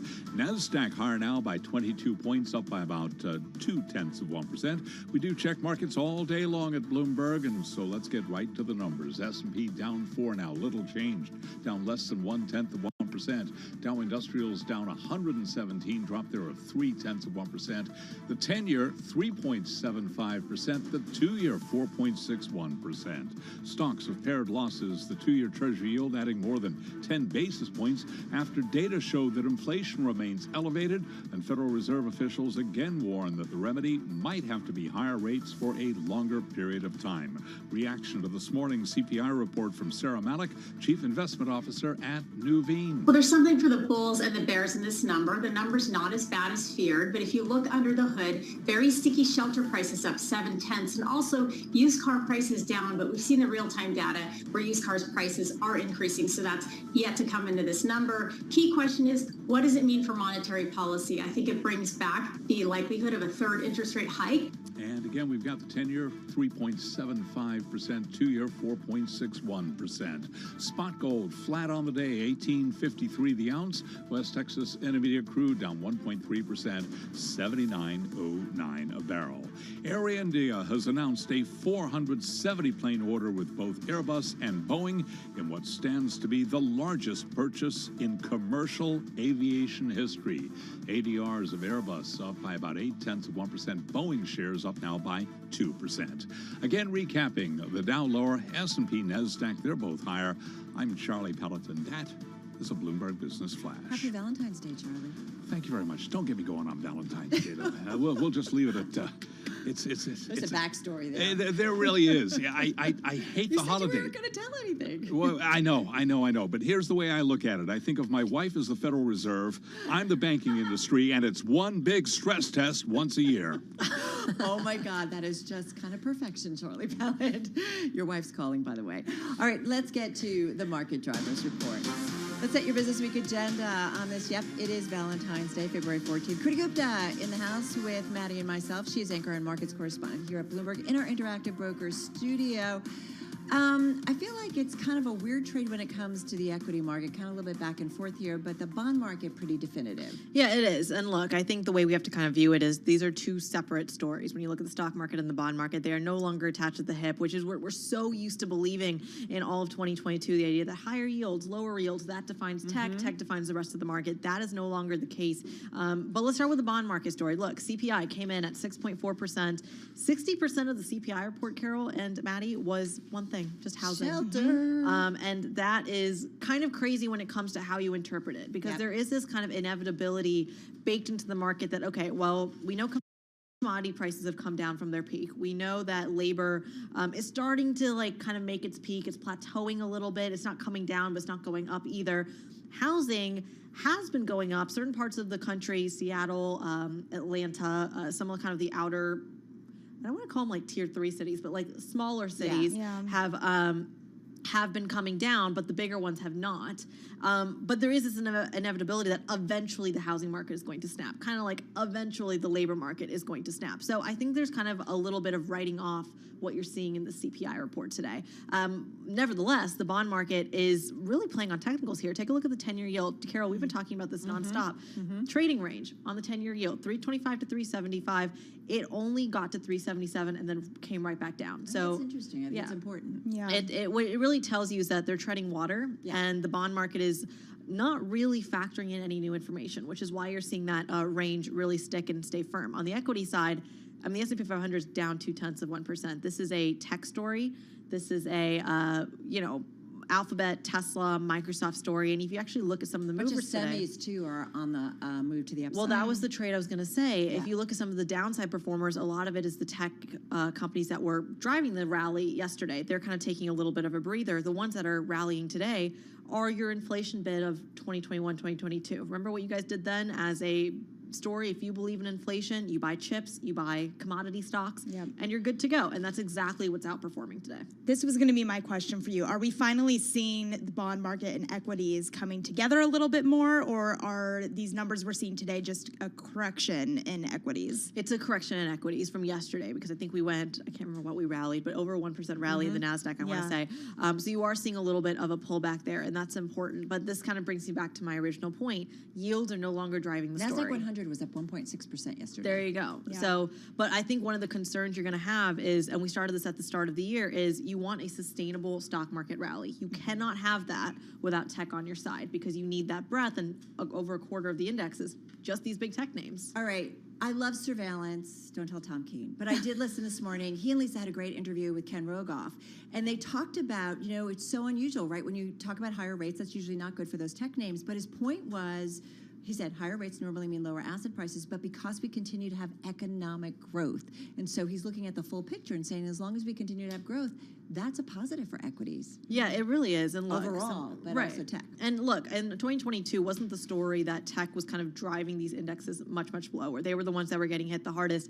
Even with that narrative, they are still the fastest growing companies in the entire world, not just the S&P 500. So your Apples, your Microsofts, your Alphabets, think about Microsoft earnings. Their growth of 33% a year was penalized by the market, which tells you that, look, this is not necessarily an economic story. This isn't a contraction. It's just a slowdown that you're seeing. And at the end of the day, Ken Rogoff is right. It is still growing. We are still growing, and that's part of the Fed's problem. Do tech stocks care about CPI data, and to what extent do they? None at all at the moment. And I think that's where you're seeing that kind of divergence between the stock market and the bond market. A couple months ago in October, Mike Wilson, the Uber bear of Morgan Stanley, said, look, at some point you're going to see the shift from the macro story, from the Fed driving the narrative, to the micro. Right. That shift, he called for it in October. It's happening 4 months later. Timing is everything. But it's happening right now. The micro is driving the story, at least in the equity market. Yeah, I do think it's kind of interesting. And I if you look at the equity market, you have seen names, it could be a down market, but they rally because of the fundamental news in a specific name. And we do see investors making that distinction. They absolutely are. And you can see it in the fund flows too, because you are no longer seeing the bid into the equity market driven by the dollar or driven by oil or driven by the bond market. It's quite literally a sum of all parts, as it should be, by the way. Yeah, exactly. I know you talked about this a little bit yesterday, but what are some of those smaller cap stocks that you look at to determine where we're heading with tech? Yeah, I'm obsessed with this new AI trend, actually. I mean, for me, it started really with the chip stocks that were kind of the canary in the coal mine for big tech circa 2021, I think. And now it's these AI stocks. I don't know how long it's going to last, though, so don't quote me on it. You just want to say SoundHound. I do want to say SoundHound, C3, right? SoundHound, C3, Big Bear, that's apparently one of them, which is Disney flashbacks there, but whatever. So you're going to see a couple of those that rally and then kind of take the tech storm with it. But those kind of trends don't last very long. They're temporary. All right, I'm going to leave it on that note. Kriti, thank you so much. Our Kriti Gupta there with a look at the trade on this Tuesday. All right, we want to get to what I consider a must listen to. It's an interview done by our Michael McKee. I was glued. Somebody interrupted me while I had my earbuds. I'm like, leave me alone. I'm listening to Mike. He caught up with the president of the Federal Reserve Bank of Richmond. We're talking about Thomas Barkin, who spoke exclusively with our Bloomberg News international economics and policy correspondent Michael McKee earlier on Bloomberg TV and radio. So let's get to it. Mike's here in our Bloomberg Interactive Broker studio. I want to talk about that. But the backdrop was you guys were just coming off of the CPI print. So first of all, what was notable about that print? It was notable because it was kind of a reverse of what we had seen the last couple of months in that the pace of inflation accelerated in both the headline and the core, up 0.5. Originally, the headline was reported as down 0.1, and then seasonal adjustments were tweaked and it was up only 0.1 in December, but still an acceleration. And the same thing with the core. The one bit of good news is that the core services ex-housing, the J. Powell indicator, that came in a little bit lower. So there is some progress still being made on inflation, but as everybody at the Fed has said, it's not going to be a straight line. So that core metric came in a little bit lower, but to what extent is that going to determine where the Fed goes? And are we kind of massaging the data a little bit too much to get a preferred result there? Good question. Well, that is a question that people have asked, and they're not really massaging the data to get a preferred result. They're massaging the data to get a clear picture of what's going on. The problem with housing is the way it's calculated in the CPI, it's about a year behind in what is actually happening with prices. And so they try to take out the housing component to see what's going on with inflation right now. So whether it makes a difference to them, it's not going to, 1 month isn't going to make a difference. A trend is going to make the difference. Mike, what about this not being the preferred inflation measure for Jay Powell? Is that significant? Well, it's I don't know if it's preferred. He brings it up, he talks about it, and everybody says, oh, that's Jay Powell's favorite indicator. Remember when Alan Greenspan was chairman, and then he'd say, I'd sit in my bathtub and I'd read about scrap metal. And that was, everybody had to know about scrap metal prices because that was Greenspan's favorite indicator. They look at a million different things, and I don't think it's any one thing. So is that a no? It doesn't matter. It matters in the sense that it gives you that broader picture of what's going on. All right, so let's talk about your interview with Tom Barkin of the Richmond Fed. It really was a killer interview, really well done. What jumped out for you with that conversation, or what did you want to get from him? Well, I think what we heard from him is what I more or less expected, in the sense that the Fed is not going to look at any one indicator and change its mind about its policies. We saw incredible volatility in the markets right after that number came out. Traders couldn't figure out, is it good, is it bad, is it good, is it bad? Yeah. And the Fed is kind of standing back and going, we don't have to decide right now because we're not trading. So we're going to look at this in a longer time frame. We've got more inflation reports. We've got GDP reports and retail sales reports. So we got another jobs report before our next meeting on March 22nd. And so they're keeping their options open, which keeps traders on the edge because, as Barkin said, if the inflation proves sticky, then we may have to raise rates more than we thought. But he also added, if inflation goes down faster than we thought, then we won't have to raise rates, or we could look at going the other direction. But everybody didn't hear that second part. Right. Ifs and buts for candy nuts, we'd all have fun at Christmas. I like to say that a lot. Here's a little bit of Mike's conversation with the Richmond Fed President, Tom Barkin. Listen up, everybody. We may or may not choose to take rates up further if inflation continues to persist, but we'll have to see what happens. If inflation settles, maybe we don't go quite as far, but if inflation persists at levels well above our target, maybe we'll have to do more.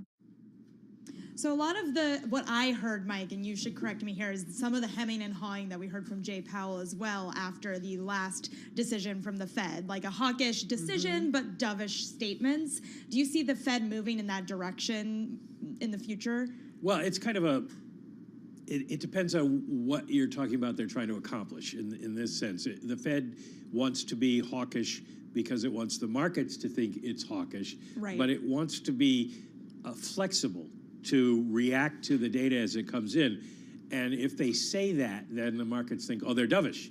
There's this black and white dichotomy that people think of. And it's kind of hard because they have different jobs. As Jay Powell said, I used to do the finance thing. It's a great job, but it's not my job. And that's the tension here.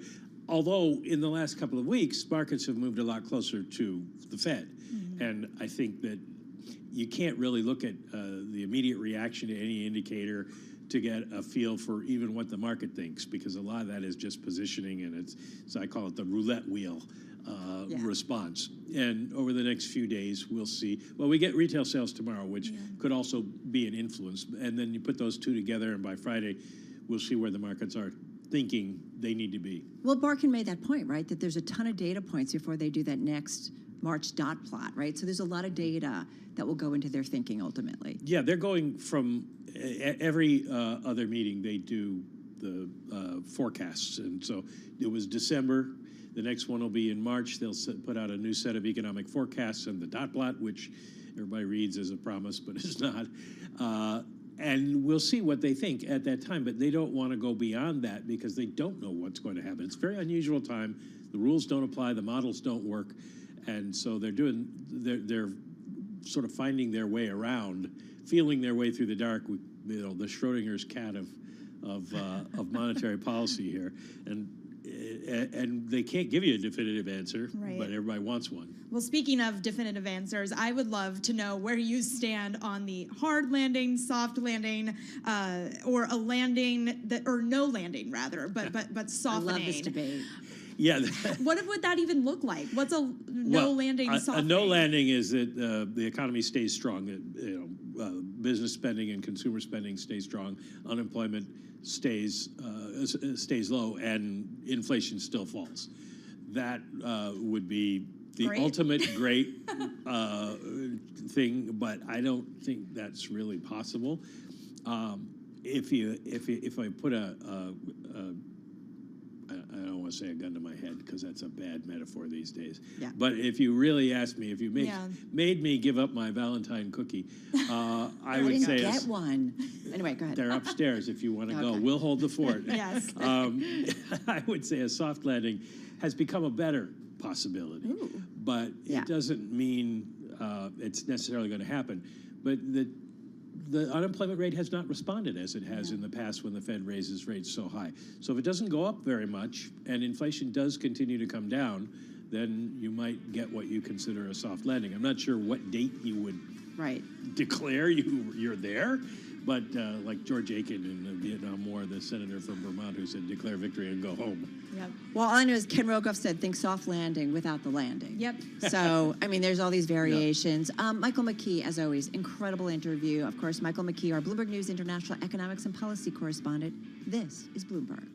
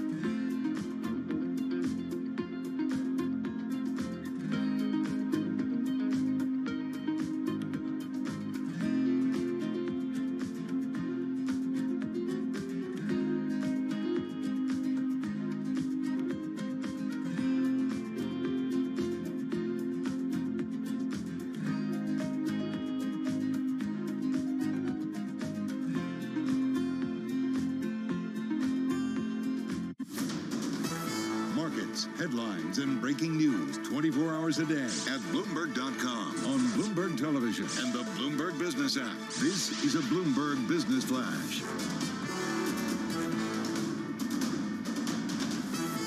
It's 2:21 on Wall Street. I'm Charlie Pellet. We check the markets.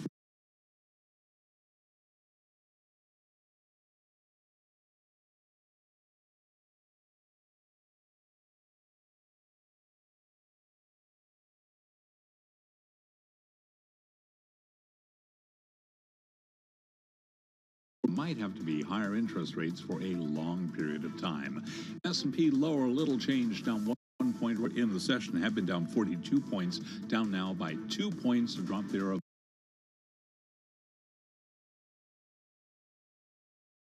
less than 0.1%. The Dow down 111, a decline of 0.3%.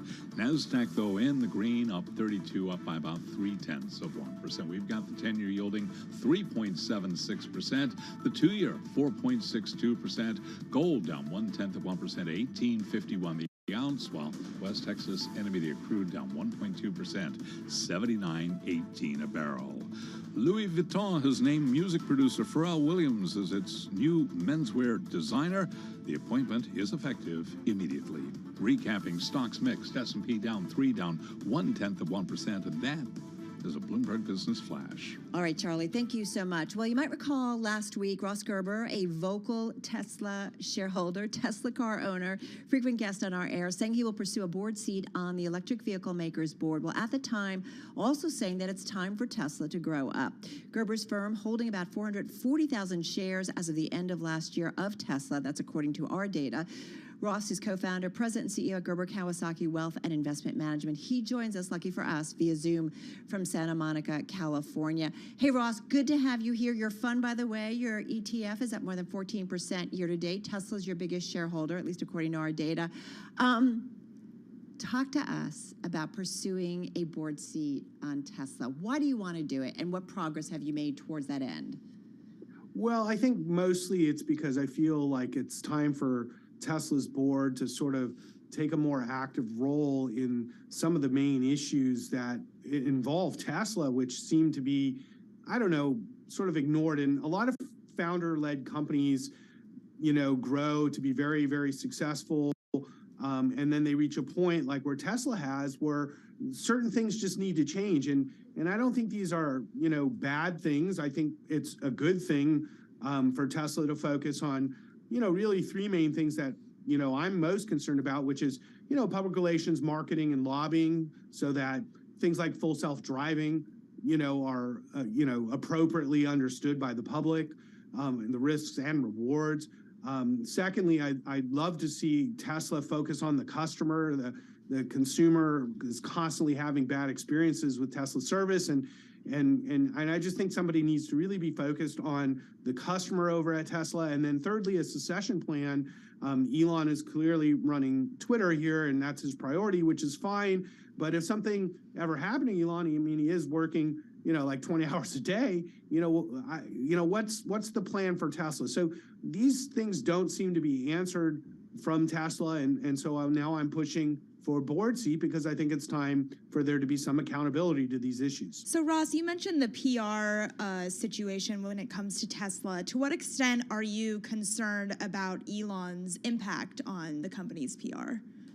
Well, I think that, you know, for a long time, we got a lot of free advertising out of Elon, and there was a perception of Elon that was much more positive today, now that Elon runs Twitter and has taken many political positions. And I think it's his right to do that, but it's certainly unfortunate how many customers and shareholders here, at least that I know, and which are a lot, that really have now taken a negative view towards Elon, and it's really kind of sad to me. And the bottom line is it's time for Tesla to build its brand around Tesla and about, you know, the values that Tesla really stands for, and versus what Elon's values are. And so I don't really have any issue with his per se values, but we're in the selling car business, and I don't know if that's what he's thinking every day when he gets up and tweets. So I think Tesla can take an active role in shaping the public's perception of its wonderful products and services. Hey, listen, our reporting by our Ed Ludlow and Caroline Hyde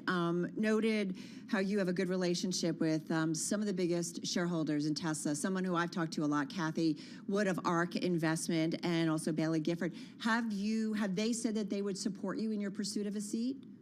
Well, I haven't talked to any of the institutions yet because I haven't, I'm still officially got to send out my letter and get this going, which but you will I'm do working that on right now. You will do that? Yeah, I will definitely be doing that. And we're certainly, and that's one of the reasons I'm running is just so that there is an option for people. I'm not like doing this for any like personal gain. Let me tell you, it's a very time consuming process. And most of my clients and friends, are sort of like, we want you focusing on our money, not running Tesla or dealing with Tesla. And that said, I just feel compelled that there needs to be a choice for investors, individual investors, so that they actually even know somebody on the board. A lot of people are like, oh, we support Tesla's board currently. I'm like, do you even know who's on the board? And they're like, no. Would you like to see? There's another person. Elon's obviously on the board, but Kimball Musk is also on the board. Would you like to? Do you think it is just a board of people who really like Elon, and there needs to be changes? Yeah, I do. And granted, I really like Elon too. So I'm not a negative person here. This is a friendly activist. I'm trying to help Tesla in a way that they're not good at. Okay, so they're. I'm a marketing PR kind of guru. That's kind of my thing. And I think I could help the company dramatically. And I've been doing it for a long time behind the scenes. And a lot of people don't realize that behind the scenes, I've been, advising them for years and years and years about the way they handle many different elements of their marketing and PR. And that said, they've implemented a lot of these things over the years, and it's been very successful. But I think at this point, Tesla is now a $600 billion company, and things like, there was an anti-Tesla ad that was run during the Super Bowl, and how this even happened is mind-blowing to me. And then there was no counter to that. Right. And if you look at the headlines, they're just very misleading, and it becomes very tiring. Well, Ross, I know you mentioned that you are a fan of Tesla, of course, but you would be referred to as a dissident shareholder if this went through and management did not support your efforts, which is interesting here. I wonder, have you spoken to Elon? No, the last time we spoke was on a Twitter Spaces in December, where I addressed many of the issues that I had, and he addressed them back in a way that I was pretty happy with. But, we still don't have a CEO of Twitter, and that was one of the things, I was hoping for, that he would, refocus on Tesla and find a CEO of Twitter and maybe even work a little bit less on creating, political comments that create so much dissonance among so many Tesla owners. Right. But, I don't expect him to change his opinion or what he wants to say on Twitter, but I do think his focus, he's working 3 jobs. He's admitted it himself. He's exhausted. He's working 7 days a week. But in that Twitter space that you mentioned, Ross, Musk did tell you that Twitter is about 10% of the complexity of Tesla. Did you believe him when he told you that? I think he meant that after he's done dealing with what he's dealing with. Okay. But I don't think he's right. I think Twitter is a beast. It's super difficult to manage, and we're coming into an election cycle very soon. And boy, it's a hard thing to be Twitter during an election, clearly. And so I just think this is a very big task that he's taken on. And once again, I hope he said he would get a CEO for Twitter. And I think that's one of the things I'm pushing for. The sooner, the better he can have more help and leadership at Twitter, the more he can refocus on what's important to me, which is getting the Cybertruck out and scaling production. Right. And we've got battery production scaling. And Megapack. So it's a very important time for Tesla. And I just think he's a human being. And at some point, you can't work 7 days a week, 20 hours a day. Couple quick questions, because we've only got a couple of minutes left. Tesla shares are up about 60% year to date. They're still down more than 50% from that high back in early November of 2021. Ross, first of all, have you been buying at all this year and adding to your position? Well, yeah, within my fund, we've added to our position. So we were able to buy Tesla shares cheaper to add to our position when it went down. Our last year or this year? Last year? This year and at the end of last year and early this year. So, I can only really comment about my public fund because what happens in my firm, varies by client and risk and all these other factors. But within my fund, we've added to Tesla. It is a 10% weighting currently, a little less than 10% weighting currently, which is the highest weighting that we have for a position. So Tesla's our number one stock. I love the company. I think it has a wonderful future, but I would like to see some changes in the way that they're running the business. Final quick question for you. A lot of retail investors, as you know, have 100% of their funds in Tesla. Where do you see the biggest upside for them? Well, right now, I think the biggest upside for Tesla is, number one, successfully scaling their production in Berlin and Austin of the Model Y. Number two, getting the Cybertruck out this year at some point. And number three, it's clearly, Megapack production. Energy storage is going to be a phenomenal business for Tesla over time. And now they're ramping this business. So trucks and Megapacks was really the next level for Tesla. And so, we're on the verge of a very good growth stage for Tesla over the next several years, but I'd love to see them really focused on their image in the public. Ross, 2 quick questions. Twitter, if he wasn't pursuing Twitter, do you think you and I would be having this question very quickly? No, if he wasn't involved with Twitter, I don't think we would be having this conversation at all. And you still want Elon running this company? Yeah, absolutely, 100%. Okay. I mean, what I really want is him refocused back on Tesla. Listen, so appreciate your time. Great conversation, Ross, and looking forward to seeing what comes next. Ross Gerber, President and Chief Executive Officer at Gerber Kawasaki Wealth and Investment Management. Investor in Tesla, it is his top holding. We heard him say 10% weighting in that fund of his. And also an owner of the cars joining us via Zoom from Santa Monica, California. Stock's been on a tear, but people want something a little different. Just a little more. All right, we're going to continue to track that one. First up, though, let's get a check on world and national news. Off to D.C., our 99.1 newsroom, and Nancy Lyons. Hey, Nance. Thanks, Carol. Senator Dianne Feinstein of California will not seek re-election in 2024.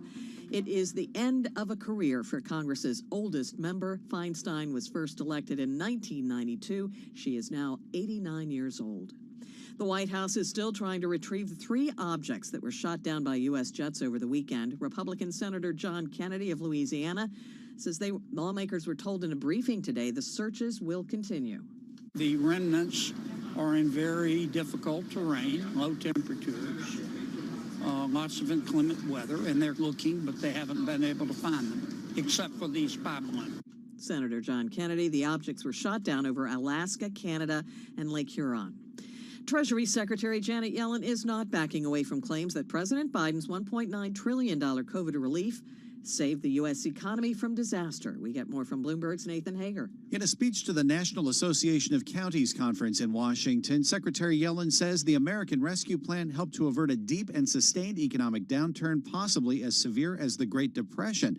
The Census Bureau says the spending package did help reduce child poverty by 46% between 2020 and 21, but the law has also been criticized for pushing out cash to an economy, including to many households that didn't need the money, and adding to already accelerating inflation. In Washington, I'm Nathan Hager, Bloomberg Radio. Biden administration officials are taking credit for a drop in the number of people with medical debt on their credit reports.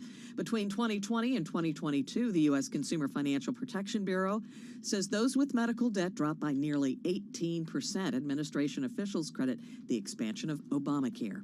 Global news 24 hours a day, powered by more than 2,700 journalists and analysts in over 120 countries. I'm Nancy Lyons.